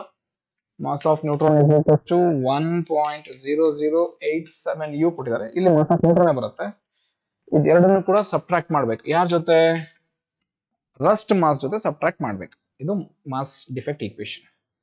So direct ಆಗಿ ಸಬ್ಸ್ಟಿಟ್ಯೂಟ್ ಮಾಡೋಣ. Binding energy is equals to mass of proton ಕೊಟ್ಟಿದ್ದಾರೆ, that is 1.0073 into z is to atomic number 2 ಆಗುತ್ತೆ, plus a minus z 4 minus 2 2 ಆಗುತ್ತೆ. next to mass of neutron ತಗೊಳ್ಳಿ, that is 1.0087. okay, ಇಷ್ಟು ಮಾಡಬೇಕು, that is rust mass 4.0041. Next calculate ಮಾಡ್ಕೊಳ್ಳಿ, into c square ಅಂತ ಇದೆ. Exam calculation ಮಾಡಿದ್ರೆ answer ಬರುತ್ತೆ. ಸೊ ಇದನ್ನ ಕ್ಯಾಲ್ಕುಲೇಷನ್ ಟೈಮ್ ತಗೊಳುತ್ತೆ, ಬಟ್ ಮಾಡಿ ಸಾಲ್ವ್ ಮಾಡ್ಬೋದು ನೀವು. ಇದನ್ನ ಕ್ಯಾಲ್ಕುಲೇಟ್ ಮಾಡಿ ಇದನ್ನ ಸಬ್ಟ್ರಾಕ್ಟ್ ಮಾಡಿ ನೆಕ್ಸ್ಟ್ ಇದನ್ನ 3 ಸ್ಕ್ವೇರ್ ಅಂದ್ರೆ 9 ಬರುತ್ತೆ. 9 × 10⁻16 ಬರುತ್ತೆ. ಆನ್ಸರ್ ಎಕ್ಸ್ಪೆಕ್ಟ್ ಮಾಡ್ತಾರೆ ಅದರಲ್ಲಿ mega electronvolt. Mega means you have to convert into 10⁶. ನಿಮಗೆ ಇಲ್ಲಿ ಬೈಂಡಿಂಗ್ ಎನರ್ಜಿ ಜೌಲ್ಸ್ ಅಲ್ಲಿ ಬರುತ್ತೆ.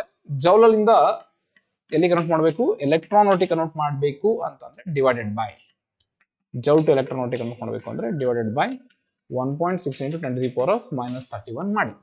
ಎಲೆಕ್ಟ್ರಾನೋಟ್ ಇಂದ ಜೌಲಿಗೆ ಆದ್ರೆ multiply by 1.6 × 10⁻31.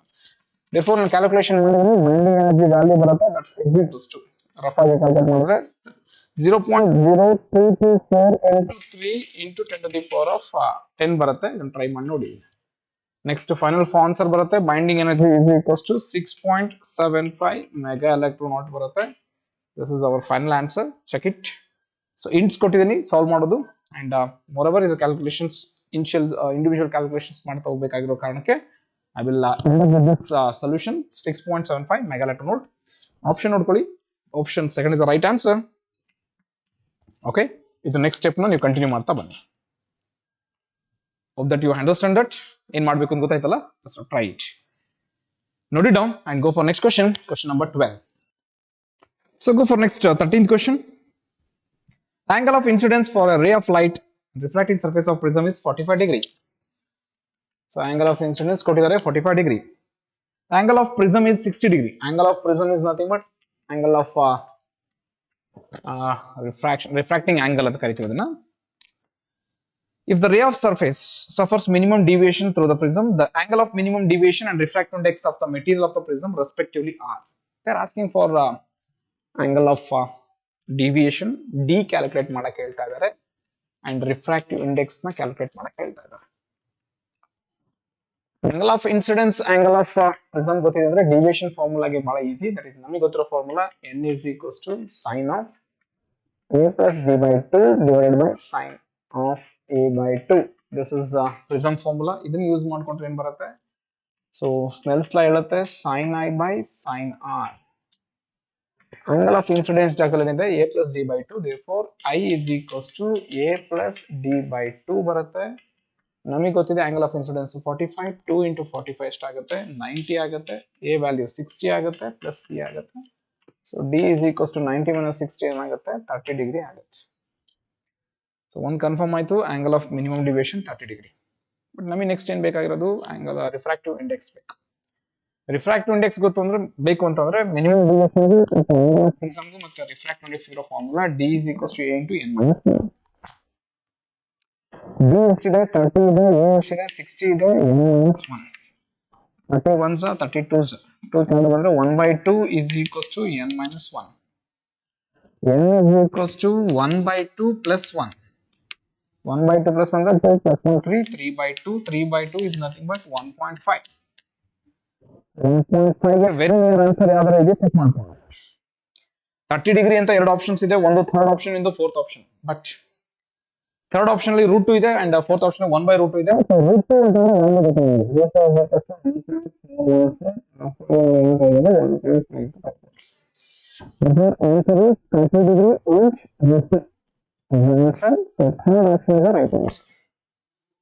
Okay, note it down and go for next question. Number. So go for next question. Question number 14. The moon's radius is 1/4 that of the Earth and its mass is 1/80 times of the Earth. If G represents the acceleration due to gravity on the surface of the Earth, that on the surface of moon is. They are asking for surface of moon ಅಲ್ಲಿ acceleration due to gravity ಎಷ್ಟಾಗುತ್ತೆ calculate ಮಾಡಿ ಅಂತ ಕೇಳ್ತಾ ಇದ್ದಾರೆ.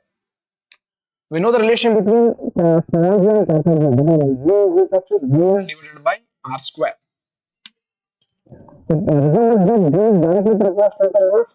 Inversely proportional to square of the distance. Sorry, radius. ಹಂಗ್ ತಗೊಂಡ್ರೆ with respect to ಯಾರಿಗೆ with respect to Earth ಗೆ. So G m by G Earth is equals to ಅವ್ರು ಹೇಳ್ತಾ ಇದ್ದಾರೆ mass is how many times m by 8 times of the Earth, m by 80. ಇಲ್ಲಿ mass directly proportional ಆಗಿರೋದ್ರಿಂದ m by 80 divided by m ಬರುತ್ತೆ. Radius inversely proportional ಆಗಿರೋದ್ರಿಂದ first ಏನ್ ಬರುತ್ತೆ r square ಬರುತ್ತೆ ಡಿವೈಡೆಡ್ ಬೈ 1/4 ಟೈಮ್ಸ್ ರೇಡಿಯಸ್ ಆಗ್ತದೆ, that is r by 4, so r square by 4. 4 square ಮಾಡಿದ್ರೆ ಏನಾಗುತ್ತೆ ಅಷ್ಟೇ ತಾನೇ ಕೊಟ್ಟಿರೋದು 1/4 r ಸ್ಕ್ವೇರ್ ಸ್ಕ್ವೇರ್ ಮಾಡಿದ್ರೆ ಎಷ್ಟಾಗುತ್ತೆ 16 ಆಗುತ್ತೆ. r square ಕ್ಯಾನ್ಸಲ್ 16 ಮೇಲೆ ಹೋಗುತ್ತೆ, mm ಕ್ಯಾನ್ಸಲ್, therefore 16/80 ಈ g ಕಡೆ ಕಳ್ಬಿಡುತ್ತೆ g ಕಡೆ ಬರುತ್ತೆ gm ಆಗುತ್ತೆ.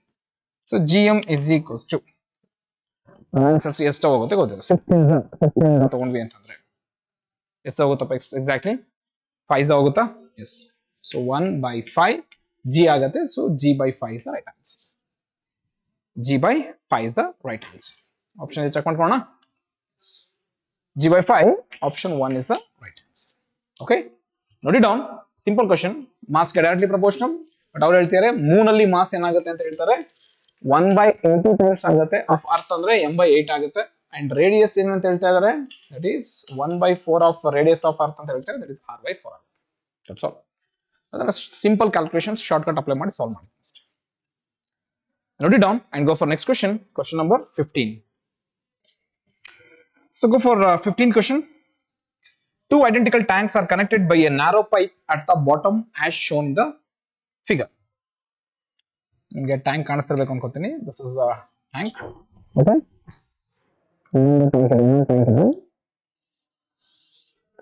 There is a wall. V ಅಂತ wall ಇದೆ. Next ನಾವು ಪಾಯಿಂಟ್ ಹೇಳ್ತೇವೆ ನೋಡ್ಕೊಳ್ಳಿ.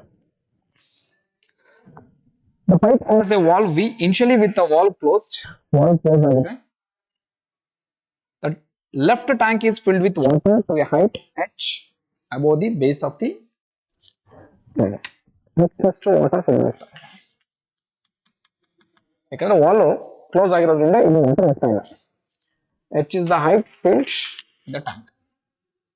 Next. If the wall is open and equilibrium is established, the levels in the tanks are found each equal to h/2. If Ui is the potential energy of the water before opening the wall and Uf is the potential energy after opening the wall, then which of the following is correct ಅಂತ ಕೇಳ್ತೀವಿ.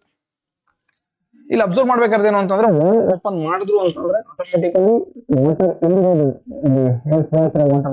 Distance ಆಗ್ತಾ ಬರುತ್ತೆ. So initial ಆಗಿ extend ಆಗುತ್ತೆ water ಮಾತ್ರ fill ಆಗ್ತಾ ಬರುತ್ತೆ total item ಅಂದ್ರೆ h/2 ಮಾತ್ರ ವಾಟರ್ ಫಿಲ್ ಆಗ್ತಾ ಬರುತ್ತೆ. Of of the water only filled ಇಲ್ಲಿ. ಸೊ ಇನಿಷಿಯಲ್ ಆಗಿ ನೀವು ಅಬ್ಸರ್ವ್ ಮಾಡಿದ್ರೆ ಹೈಟ್ ಒಳಗಡೆ ಚೆಕ್ ಮಾಡಿದ್ರೆ ಓಕೆ ಇನಿಷಿಯಲ್ ಆಗಿ ಈ ಪೋರ್ಷನ್ ಫಿಲ್ ಆಗ್ತಾ ಇಲ್ಲ. ಇನಿಷಿಯಲ್ ಪೊಟೆನ್ಷಿಯಲ್ ಎನರ್ಜಿ ಬೇಕು ಅಂದ್ರೆ ಹೈಟ್ ಅಲ್ಲಿ ಆಫ್ ಆಫ್ ದಿ ವ್ಯಾಲ್ಯೂ ಮಾತ್ರ ಇದೆ ಇವ್ರಿಬ್ರಿ ಕಂಪೇರ್ ಮಾಡಿದ್ರೆ ಇಂಟು ಡೆನ್ಸಿಟಿ ತಗೋಬೇಕಾಗುತ್ತೆ rho area A height H ಇದೆ into acceleration due to gravity G ಬರುತ್ತೆ. therefore ಇನಿಷಿಯಲ್ ಪೊಟೆನ್ಷಿಯಲ್ ಎನರ್ಜಿ ಏನಾಗುತ್ತೆ h ಇಂಟು h ಏನಾಗುತ್ತಪ್ಪ h²/2 that is rho A into G. ಇದು ಇನಿಷಿಯಲ್ ಆಗಿ ಇಲ್ಲಿರೋ ಪೊಟೆನ್ಷಿಯಲ್ ಎನರ್ಜಿನ ವಿ ಕ್ಯಾನ್ ಎಕ್ಸ್ಪೆಕ್ಟ್. ಇದು ಫೈನಲ್. ಈಗ ವಾಲ್ ಓಪನ್ ಮಾಡ್ತೀರಾ, ವಾಲ್ ಓಪನ್ ಮಾಡಿದ್ಮೇಲೆ ಏನಾಗುತ್ತೆ ಕಾಮನ್ ಸೆನ್ಸ್ ಇದು ಓಪನ್ ಮಾಡಿದ ತಕ್ಷಣನೇ ವಾಟರ್ ಈ ಕಡೆ ಫಿಲ್ ಆಗ್ತಾ ಬರುತ್ತೆ. ವಾಟರ್ ಈ ಕಡೆ ವಾಟರ್ ಡಿಫ್ರೆನ್ಸ್ ಆಗ್ತಾ ಬರುತ್ತೆ.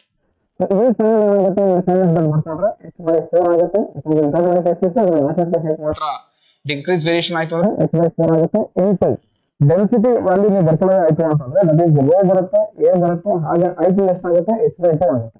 ಇಲ್ಲಿ ವಾಟರ್ ಫ್ಲೋ ಆಯ್ತು ಅಂದ್ರೆ H/2 into G plus again initial ಆಗಿ ನೀವು ಡಿಕ್ರೀಸ್ ಆಗ್ತಿರೋ ವ್ಯಾಲ್ಯೂ ತಗೊಂಡಿ ಅಂತಂದ್ರೆ ಅಲ್ಲಿ ಕೂಡ ವೇರಿಯೇಷನ್ ಆಗುತ್ತೆ, H/4 ಆಗುತ್ತೆ. ರೋ ಇಂಟು ಎ ಇಂಟು ಎಷ್ಟು ಬರುತ್ತಪ್ಪ H/2 ಇಂಟು G. ಇದು ಕಾಮನ್ ಆಗಿ ಎರಡರಲ್ಲಿ ಕೂಡ ಇಷ್ಟು ವೇರಿಯೇಷನ್ ಫೈನಲ್ ಪೊಟೆನ್ಷಿಯಲ್ ಎನರ್ಜಿ ಬರುತ್ತೆ. ಎಷ್ಟು ಟೈಮ್ಸ್ ಇದೆ ಇದು? 2 ಟೈಮ್ಸ್ ಇದೆ. ಕರೆಕ್ಟಾ? 2 ಟೈಮ್ಸ್ ಆಫ್ ಏನ್ ಬರುತ್ತಪ್ಪ H/4 H/2 into row into A into G. So UF is equals to ಅಂತಂದ್ರೆ ಎಷ್ಟಾಗುತ್ತೆ 8/2 ಅಂದ್ರೆ 4 ಆಗುತ್ತೆ. H into H²/4 rho A into G. ನೀವು ಒಂದು ಅಬ್ಸರ್ವ್ ಮಾಡ್ಬೇಕಾಗಿರೋದು ಇನಿಷಿಯಲ್ ಏನಿದೆ H²/2 ಇದೆ, H²/4 ಇದೆ. ಅಂದ್ರೆ ಅರ್ಥ ಏನು? ವಾಲ್ ಓಪನ್ ಮಾಡೋಕ್ಕಿಂತ ಮುಂಚೆ ಇನ್ನೂ ಜಾಸ್ತಿ ಇದೆ. ಎರಡು ವಾಲ್ ಓಪನ್ ಮಾಡಿದ್ಮೇಲೆ ಲಿಕ್ವಿಡ್ ಏನಾದ್ರೂ ಇಲ್ಲಿ ಫಿಲ್ ಆಯ್ತು, H/4 ಅಷ್ಟು ಫಿಲ್ ಆಯ್ತು ಅಂತಂದ್ರೆ ಫೈನಲ್ ಪೊಟೆನ್ಷಿಯಲ್ ಎನರ್ಜಿ ಏನಾಗುತ್ತೆ? ಡಿಸ್ಟ್ರಿಬ್ಯೂಟ್ ಆಗುತ್ತೆ, ಕಡಿಮೆ ಆಗುತ್ತೆ.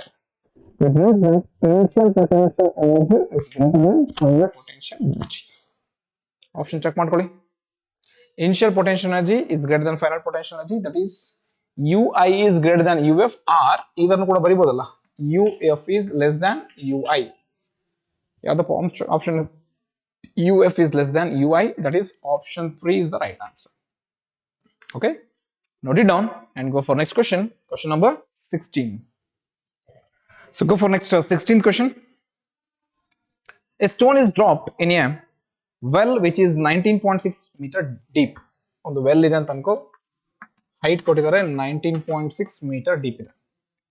Eco is heard 2.06 second after dropping. Timings ಹೇಳ್ತಾ ಇದ್ದಾರೆ 2.06 ಸೆಕೆಂಡ್ ಆದ್ಮೇಲೆ ನಮಗೆ ಅದು ಎಕೋ ಕೇಳಿಸ್ತಾ ಇದೆ. Then the velocity of sound is, ಏನ್ ಎಕ್ಸ್ಪೆಕ್ಟ್ ಮಾಡ್ತಾರೆ? Velocity of sound.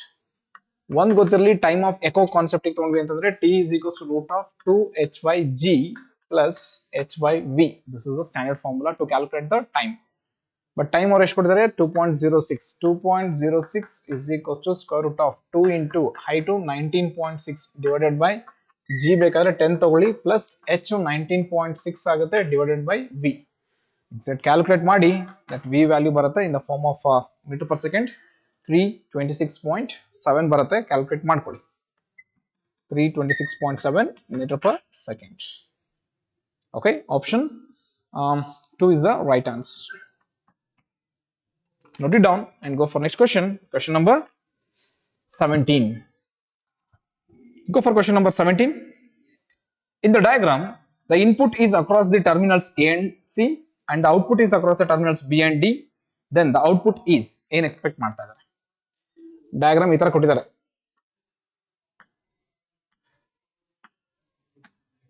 ಇಲ್ಲೊಂದು ಡಯೋಡ್ ಕೊಟ್ಟಿದ್ದಾರೆ ಅಂಡ್ ಇಲ್ಲೊಂದು ಡಯೋಡ್ ಕೊಟ್ಟಿದ್ದಾರೆ.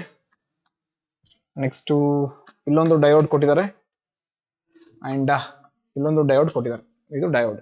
ಅಲ್ಲಿ ನೊಟೇಷನ್ಸ್ ತಗೋಣ. A B C D. Input ಯಾವ ಕಡೆ ಕೊಡ್ತಾರೆ? A and C. Input is from A and C. This is input. Expect ಮಾಡ್ತಾ ಇದ್ದಾರೆ that is output.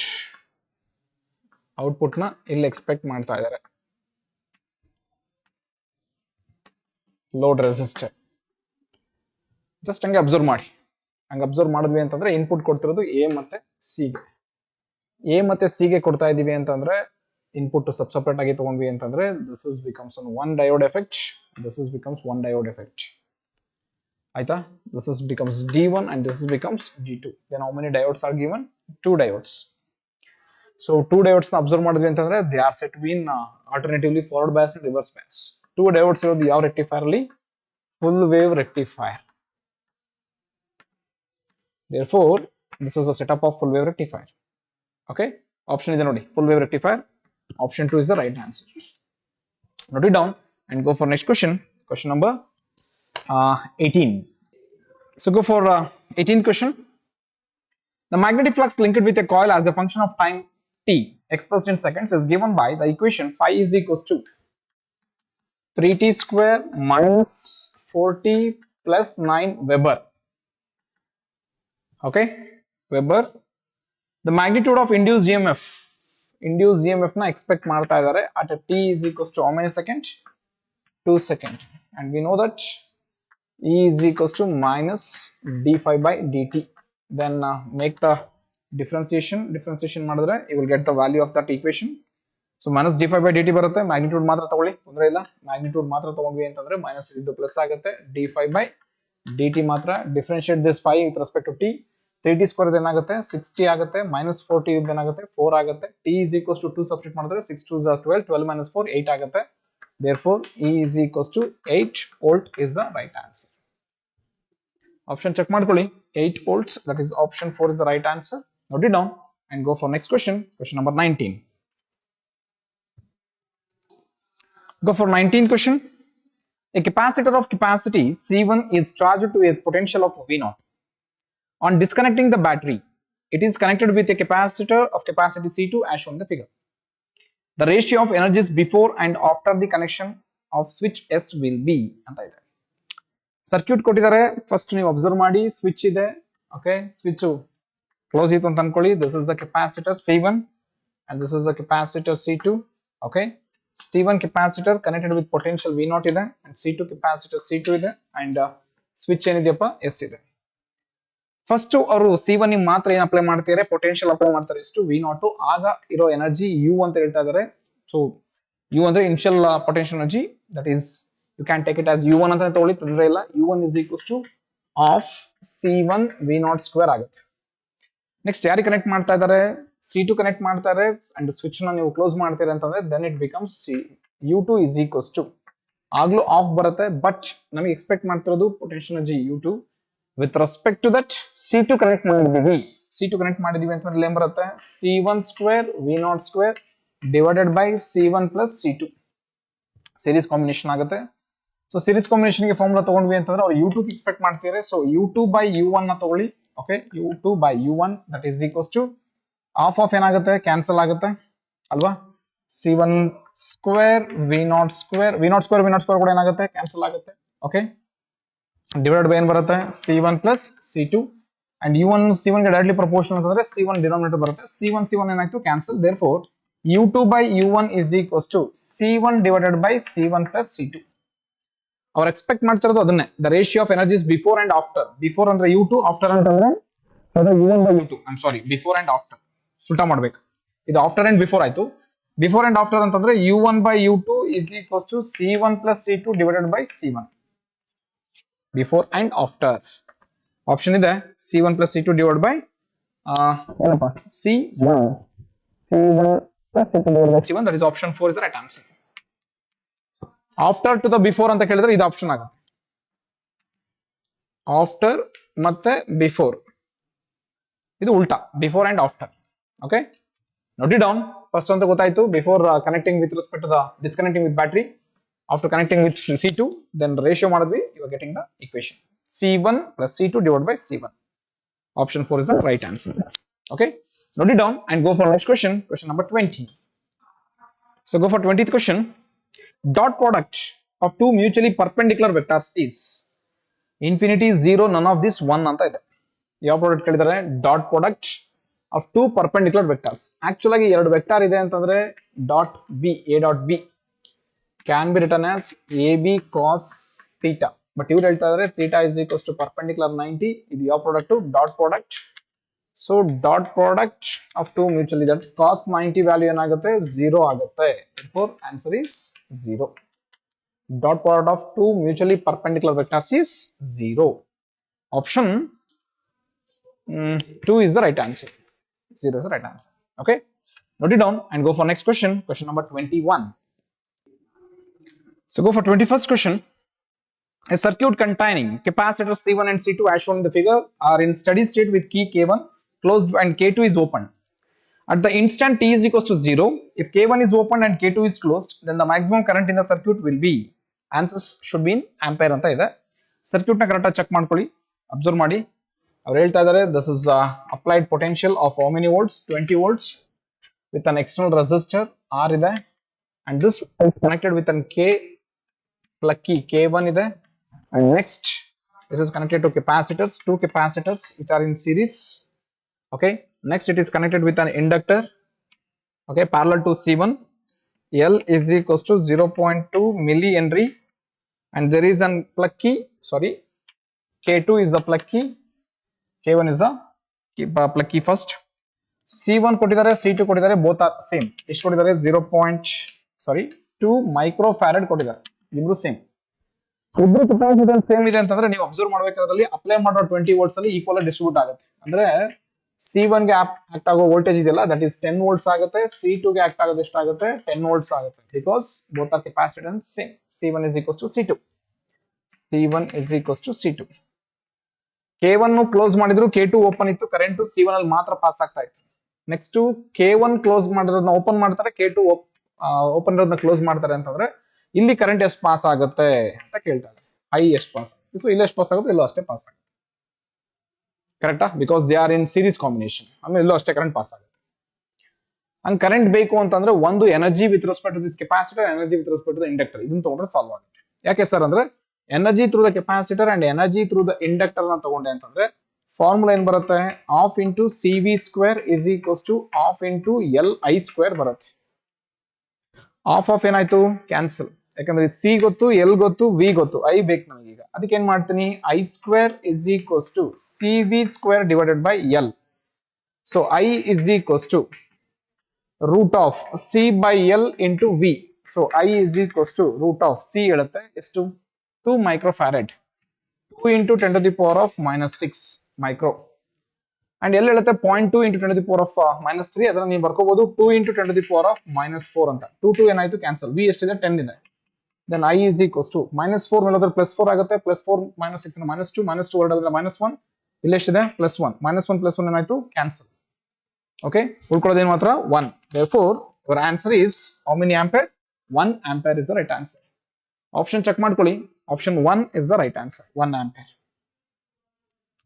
Note it down and go for next question, question number 22. So go for 23rd question, sorry, 22nd question. 6 moles of ideal gas performs a cycle shown in the figure. Diagram correct ನೋಡ್ಕೊಳ್ಳಿ. PV diagram ಕೊಟ್ಟಿದ್ದಾರೆ. PV ನ PT ನ pressure versus temperature ಕೊಟ್ಟಿದ್ದಾರೆ. Okay. But actually the PV diagram ಆಗಬೇಕಲ್ಲ, perform as shown in the figure. If the temperature are with respect to that temperature ಅಲ್ಲಿ variation ಆಗ್ತಿರೋದನ್ನ ಕೊಟ್ಟಿದ್ದಾರೆ ಅವರು, ತೊಂದರೆ ಇಲ್ಲ. PV diagram, PT diagram,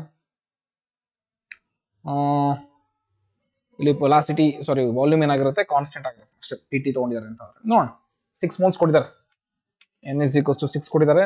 graph ನೋಡೋಣ, nature of the graph ಹೆಂಗಿದೆ. This is B, this is A, this is C, this is D.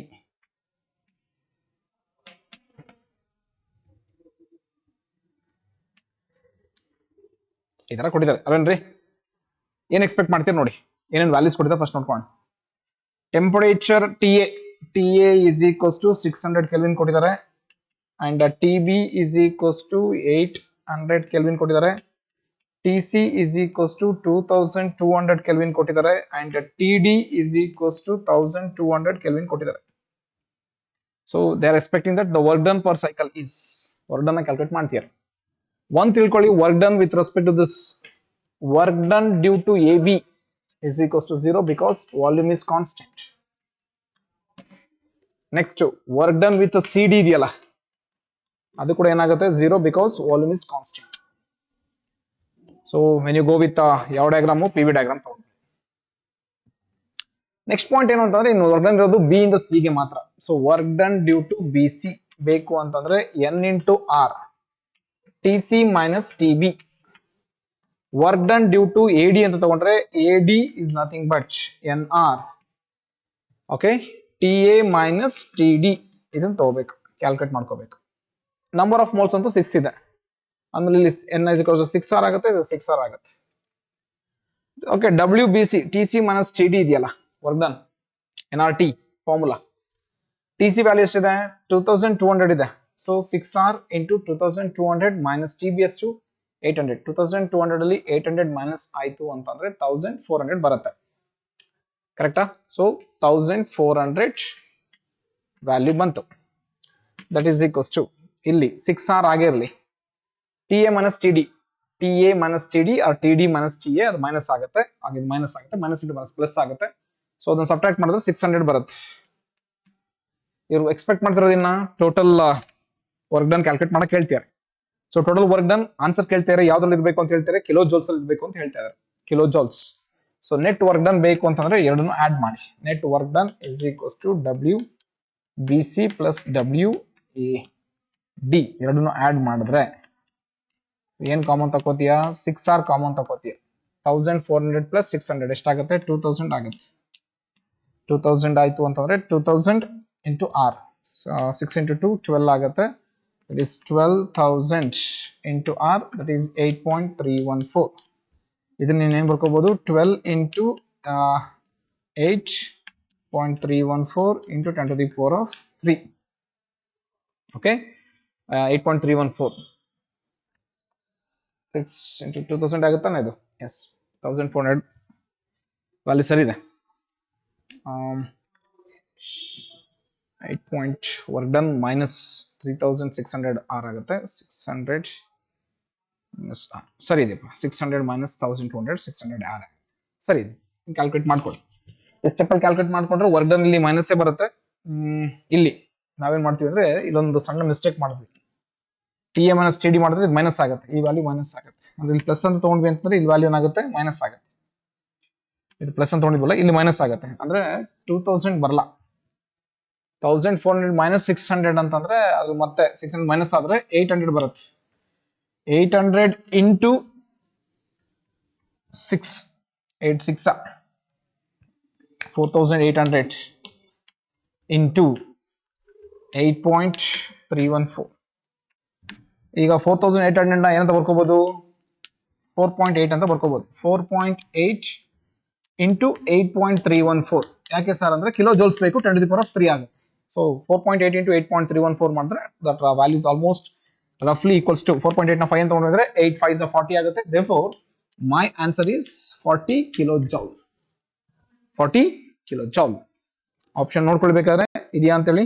40 kilojoule is option 4 is the right answer. Option 4 is the right answer. ಯಾಕೆ ಗೊತ್ತಾಯ್ತು ಅಂತ ಅನ್ಕೋತೀನಿ. ಇಲ್ಲಿ ಏನ್ step ಮಾಡಿದ್ವಿ ಗೊತ್ತಾಯ್ತು, ಏನ್ ಮಿಸ್ಟೇಕ್ ಮಾಡಿದ್ವಿ? TA ಮೈನಸ್ TD ಮಾಡಿದ್ರೆ ಇದು ಮೈನಸ್ ಬರುತ್ತೆ, ಮೈನಸ್ 6R ಬರುತ್ತೆ. ಮೈನಸ್ 6R into 600 ಇದು ಗೊತ್ತಿರಬೇಕು ನಿಮಗೆ ಅಷ್ಟೇ. So it's clear that option 4 is the right answer. Note it down and go for next question. Question number 23. So go for 23rd question. A resistance of 2 ohm is connected across one gap of a meter bridge.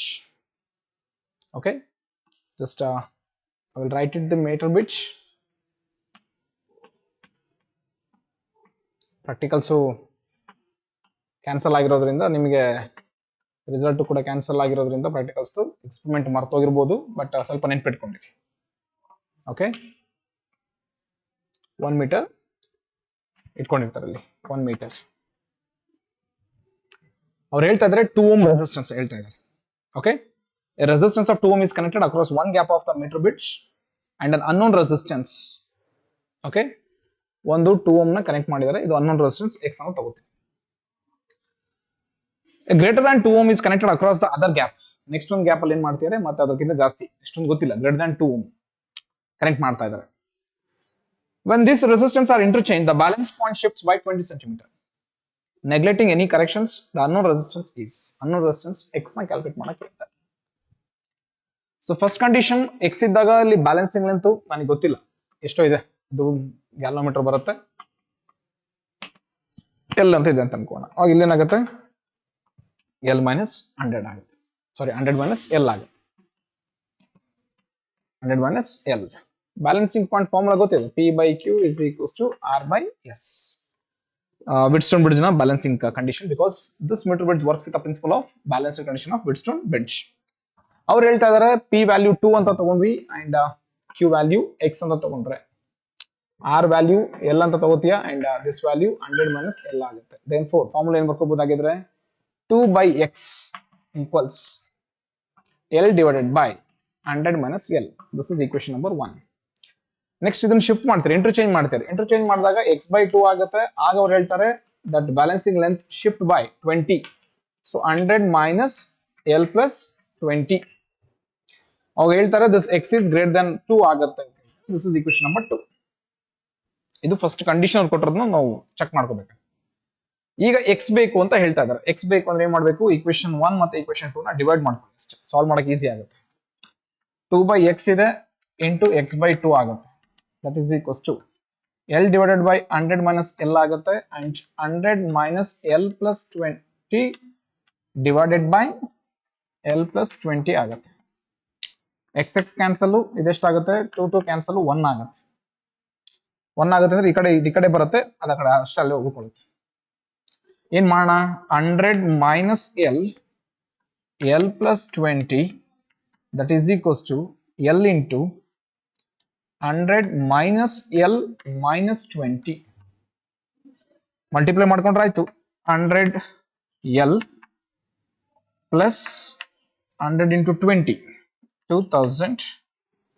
Next multiply ಮಾಡ್ತೀನಿ, minus L into L minus L square next to minus 20L that is equals to 100L minus L square minus 20L. ಈಗ minus L square ಈ ಕಡೆ ಬಂದ್ರೆ plus ಆಗಿದ್ರೆ ಏನಾಗುತ್ತೆ, cancel ಆಗುತ್ತೆ. Minus L square cancel ಆಗುತ್ತೆ. 10L ಅಲ್ಲಿ minus 20L ಅಂತಂದ್ರೆ 80L ಆಗುತ್ತೆ. So 2000 plus 80L. 180L ಇದೆ ಅಂಡ್ ಇದು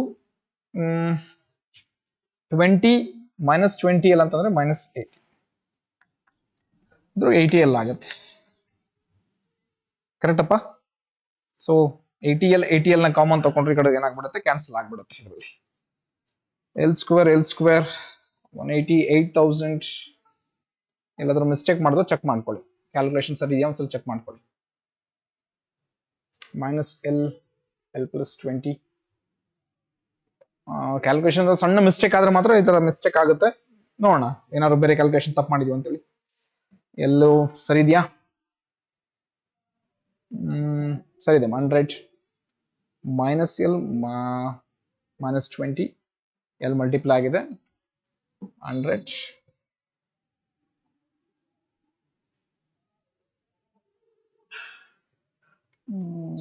80 ಕಡೆ ಬಂದ್ಬಿಟ್ಟು ಮೈನಸ್ ಆಗ್ಬಿಡುತ್ತೆ. ಮೈನಸ್ 80 0 ಆಗ್ಬಿಡುತ್ತೆ. ಸೊ ಟೋಟಲ್ ವ್ಯಾಲ್ಯೂ 0 ಆಗುತ್ತೆ. ಎಲ್ ಬೇಕು ಆಕ್ಚುಲಿ. ಎಲ್ ಕ್ಯಾಲ್ಕುಲೇಟ್ ಮಾಡ್ಕೊಂಡ್ರೆ ಮಾತ್ರ you can get exact answer. Okay, so once we can check. So just ಏನು ಅಂತಂದ್ರೆ ಒಂದು ಸಣ್ಣ ಮಿಸ್ಟೇಕ್. ಏನು, ಈಗ 1 into 1/2 ನ ಡಿವೈಡ್ ಮಾಡಿದ್ರೆ ಈ ವ್ಯಾಲ್ಯೂ ಅಲ್ಲಿ 0 ಆಗ್ಬಿಡುತ್ತೆ. ಅದಕ್ಕೆ ಏನ್ ಮಾಡೋಣ ಅಂತಂದ್ರೆ ಡಿವೈಡ್ ಬೇಡ, ಜಸ್ಟ್ ಗೋ ಫಾರ್ ದಟ್. ಏನ್ ಮಾಡೋಣ ಅಂದ್ರೆ ಮಲ್ಟಿಪ್ಲಿಕೇಶನ್ ಮಾಡೋಣ. 1 and 2 ನ ಮಲ್ಟಿಪ್ಲಿಕೇಶನ್ ಅಲ್ವಾ? ಡಿವೈಡ್ ಮಾಡಿದ್ರೆ ಏನ್ ಬರ್ತಾ ಇದೆ, 0 ಬರ್ತಾ ಇದೆ. ಮಲ್ಟಿಪ್ಲೈ ಮಾಡಿದ್ರೆ 2/x into x/2 that is equals to L by 100 minus L into L plus 20 divided by 100 minus L. So ಆ ಕಡೆ 80 ಆಗುತ್ತೆ. ಸೊ 80 ಮೈನಸ್ ಡೈರೆಕ್ಟ್ ಆಗಿ ಬರ್ಕೋತೀನಿ. 80 minus L, 100 minus L, 80 minus L. ಈಗ x ಕ್ಯಾನ್ಸಲ್, 2 ಕ್ಯಾನ್ಸಲ್. ಹಿಂಗ್ ಬೇಕಾದ್ರೆ ತಗೊಂಡ್ರೆ solve ಆಗುತ್ತೆ. 100 minus L into 80 minus L that is equals to L into L plus 20. So 100 into 80 ಅಂದ್ರೆ 8000 minus 100L minus 80L minus into minus plus L square that is equals to L square plus 20L. L square and square cancel. ಹೌದಾ?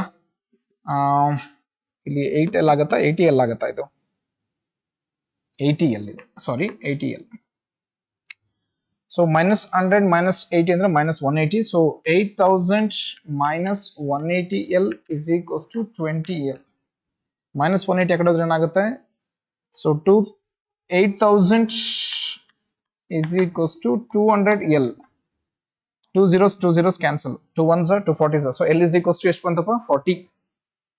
L is equals to 40 centimeter. ಆಗ್ಲೇ ನಾವು L is equals to solve ಮಾಡ್ಕೊಳ್ಳೋಕೆ ಎಷ್ಟು ಬಂದಿತ್ತು? 0 ಬಂದ್ಬಿಟ್ಟಿತ್ತು ಯಾವಾಗ divide ಮಾಡ್ಕೊಂಡಾಗ. L is equals to 40 centimeter ಬಂದಿದೆ ಅಂದ್ರೆ ಸಬ್ಸ್ಟಿಟ್ಯೂಟ್ ಮಾಡಿ equation number 1 ಗೆ. Substitute to equation number 1. 2 by x is equals to L value 40 divided by 100 minus 40 ಅಂದ್ರೆ ಎಷ್ಟಾಯ್ತು 60 cancel ಅಲ್ವಾ x ಬೇಕಾಗಿರೋದು. So x is equals to 6 into 12 divided by 4, that is nothing but 3 ohm ಬರುತ್ತೆ ನೋಡಪ್ಪ. x is equals to 3 ohm. Option check ಮಾಡ್ಕೊಳ್ಳಿ. Option 3 ohm. Yes, ಆಪ್ಷನ್ 4 is the right answer. ಅರ್ಥ ಆಯ್ತು ಅಂತ ಅನ್ಕೋತೀನಿ. ನಾವು ಮಾಡಿದ ಸಣ್ಣ ಮಿಸ್ಟೇಕ್ ಏನು, ಇಕ್ವೇಶನ್ 1 ಮತ್ತೆ 2 ನ ಡಿವೈಡ್ ಮಾಡ್ಕೊಂಡಿದ್ವಿ. ಅದು ಮಾಡಿದ ಸಣ್ಣ ಮಿಸ್ಟೇಕ್ ಇಂದ ಆನ್ಸರ್ ತಪ್ಪು ಬಂದಿತ್ತು. Just we get an answer 3 ohm. Okay, note it down and go for next question. Question number 24. So go for 24th question. A ball is dropped from the top of the building. The ball takes 0.5 seconds to fall past the 3-meter length of a window at a certain distance from the top of the building. Speed of the ball is at across the top of the edge of the window is g is equals to 10 meter per second square ನ ತಗೊಳ್ಳಿ ಅಂತ ಹೇಳ್ತಾರೆ. Note that answer should be in meter per second. ಏನು ಅಂದ್ರೆ distance cover ಮಾಡೋದು 3 metre, timings ಎಷ್ಟು ಹೇಳಿದ್ರೆ 0.5 ಇದೆ ಅಂಡ್ ಯು ನ ಕ್ಯಾಲ್ಕುಲೇಟ್ ಮಾಡಕ್ಕೆ ಹೇಳ್ತಾರೆ, ವೆಲಾಸಿಟಿ ಕ್ಯಾಲ್ಕುಲೇಟ್ ಮಾಡಕ್ಕೆ ಹೇಳ್ತಾರೆ. And we know the formula U s is equals to ut plus of at square of at square. Standard formula use ಮಾಡಿ gt ಸ್ಕ್ವೇರ್ ಅಂತ ಹಾಕೋಬಹುದು. s ವ್ಯಾಲ್ಯೂ ಕೊಟ್ಟಿದ್ದಾರೆ 5 ಮೀಟರ್, u ಕ್ಯಾಲ್ಕುಲೇಟ್ ಮಾಡಬೇಕು, timings 0.5 ಕೊಟ್ಟಿದ್ದಾರೆ, you can write it as 1/2 plus 1/2 into 10 into 1/2 whole square ಮಾಡಿದ್ರೆ 1/4 ಆಗುತ್ತೆ. 2 1s 2 5s. So ಉಳ್ಕೊಂಡಿದ್ದೇನು u/2 ಈ side ಉಳ್ಕೊಂತು ಅಂತಂದ್ರೆ 5/4 ಈ ಕಡೆ ಬಂದ್ರೆ ಏನಾಗುತ್ತೆ 5 minus 5/4. 5 4s are 20, 20 minus 5 15, 15/4 that is equals to u/2. 2 1s are 2 2s are 15/2. u is equals to 7.5 meter per second. ಇದೆ ಅನ್ಸುತ್ತೆ ಆನ್ಸರ್ 7.5. ಚೆಕ್ ಮಾಡ್ಕೊಳ್ಳಿ. Option 7.5 1 is the right answer. Simple question. Okay, note it down and go for next question. And the last question is 25th question. So go for last question, 25th question. A charge q is accelerated through a potential difference of v. It is then passed normal through a uniform magnetic field. Normal through a uniform magnetic field, it will get some circular path. Where it moves in a circle of radius r, the potential difference required to move it in a circle of radius 2r is. First radius r ಇದೆ, next radius ಏನು ಹೇಳ್ತಾರೆ 2r ಇದೆ. Radius with respect to that potential concept ಗೆ ತಗೊಳ್ಳೋದಾಯ್ತು ಅಂದ್ರೆ mv divided by q into b ಇದು formula. ಇದನ್ನ momentum ಅಂತ ಬರ್ಕೊಂಡ್ರೆ q into b ಅಂತ ಬರೀಬಹುದು. ಮೊಮೆಂಟಮ್ ಈ ತರ ಕೂಡ ಬರೀಬಹುದು, ಏನಂತ 2m into kinetic energy divided by q into b. And this can be written as kinetic energy ಏನಂತ ಬರ್ಕೋಬಹುದು charge into, that is q into v, potential v divided by q into b. ಇಲ್ಲಿ observe ಮಾಡ್ಬೇಕಾದ್ರೆ ಏನಂದ್ರೆ potential concept ನಲ್ಲಿ expect ಮಾಡ್ತಾ ಇದ್ದಾರೆ. ಅಂದ್ರೆ radius ಈಗ ಏನಾಗಿದೆ ಅಂದ್ರೆ directly proportional to square root of potential, not velocity. ಅವ್ರು ಹೇಳ್ತಿರೋ ರೇಷಿಯೋ ಇದೆಯಲ್ಲ r1:r2 ರೇಷಿಯೋ 1:2 ಇದೆ. ಹಂಗ್ ತಗೊಂಡ್ವಿ ಅಂದ್ರೆ r1/r2 is equals to ಏನ್ ಬರುತ್ತೆ root of v1 divided by v2 ಆಮೇಲೆ ರೂಟ್ ಆಫ್ v1/v2. ಇದು 1/2 ಇದೆ. ಈಗ v1/v2 ಮಾಡ್ತೀನಿ ಅಂತಂದ್ರೆ ಇದೇನಾಗುತ್ತೆ ಸ್ಕ್ವೇರ್ ಆಗುತ್ತೆ ಅಂದ್ರೆ 1/4 ಆಗುತ್ತೆ. Then v1/v2 is equals to 1/4 ಆಯ್ತು ಅಂದ್ರೆ ಉಲ್ಟಾ ಮಾಡ್ಕೊಂಡ್ರೆ v2/v1 is equals to 4 ಆಗುತ್ತೆ. Therefore v2 is equals to 4 times of v1. ಅವ್ರು ಹೇಳ್ತಾ ಇದ್ದಾರೆ v1 is equals to v1 ಅಂತ ಹೇಳ್ತಾ ಇದ್ದಾರೆ. Therefore v2 is becomes how many times 4 times of v ಅಂದ್ರೆ ಇನಿಷಿಯಲ್ ವ್ಯಾಲ್ಯೂ. ಚೆಕ್ ಮಾಡ್ಕೊಂಡ್ರೆ ಆಯ್ತು 10 22 16 4. So 4th option ಅಲ್ಲಿ 4 ಇದೆ ಅಂತಂದ್ರೆ it's right answer. Okay, so bus you have getting and much more information in the different problems. So ಕೆಲವು problems ನಿಮ್ಗೆ easy ಅನ್ಸಿರುತ್ತೆ, ಇನ್ನು ಕೆಲವು ಪ್ರಾಬ್ಲಮ್ಸ್ ಕಷ್ಟ ಅನ್ಸಿರುತ್ತೆ. ಬಟ್ ನೋಡೋ ಡಿಸ್ಕಷನ್ ಹೆಲ್ಪ್ ಮಾಡ್ಕೊಂಡ್ರೆ, ಅದು ಯೂಸ್ ಮಾಡ್ಕೊಂಡ್ರೆ ಹೆಲ್ಪ್ ಆಗುತ್ತೆ. ಅದರ್ವೈಸ್ ಕೆಲವು ಪ್ರಾಬ್ಲಮ್ಸ್ ನಿಮಗೆ ಇಲ್ಲಿ ಈಸಿ ಅನ್ಸಿ ಎಕ್ಸಾಮಲ್ಲಿ ಕಷ್ಟ ಆಗೋಕ್ಕೆ ಚಾನ್ಸಸ್ ಇರುತ್ತೆ. ಇಲ್ಲಿ ಸಮ್ಟೈಮ್ಸ್ ಆನ್ಸರ್ ನಾವು ಸುಮ್ಮನೆ ಟಿಕ್ ಮಾಡಿರ್ತೀವಿ, ಅದು ಆನ್ಸರ್ ಸಿಗುತ್ತೆ, ಬಟ್ ಅಲ್ಲೇನೋ ಒಂದು ಸ್ವಲ್ಪ ವ್ಯಾಲ್ಯೂ ಚೇಂಜಸ್ ಮಾಡಿದ್ರು ಅಂತಂದ್ರೆ ಸಾಲ್ವ್ ಮಾಡೋದು ಕಷ್ಟ ಆಗುತ್ತೆ. ದಟ್ಸ್ ವೈ ಡಿಸ್ಕಷನ್ ಅಷ್ಟು ಇಂಪಾರ್ಟೆಂಟ್ ಆಗಿರುತ್ತೆ. Okay, note that and hope you understand all the questions and we can discuss the next paper and we can meet in the next class. Okay, until take care, be safe, thank you, bye bye.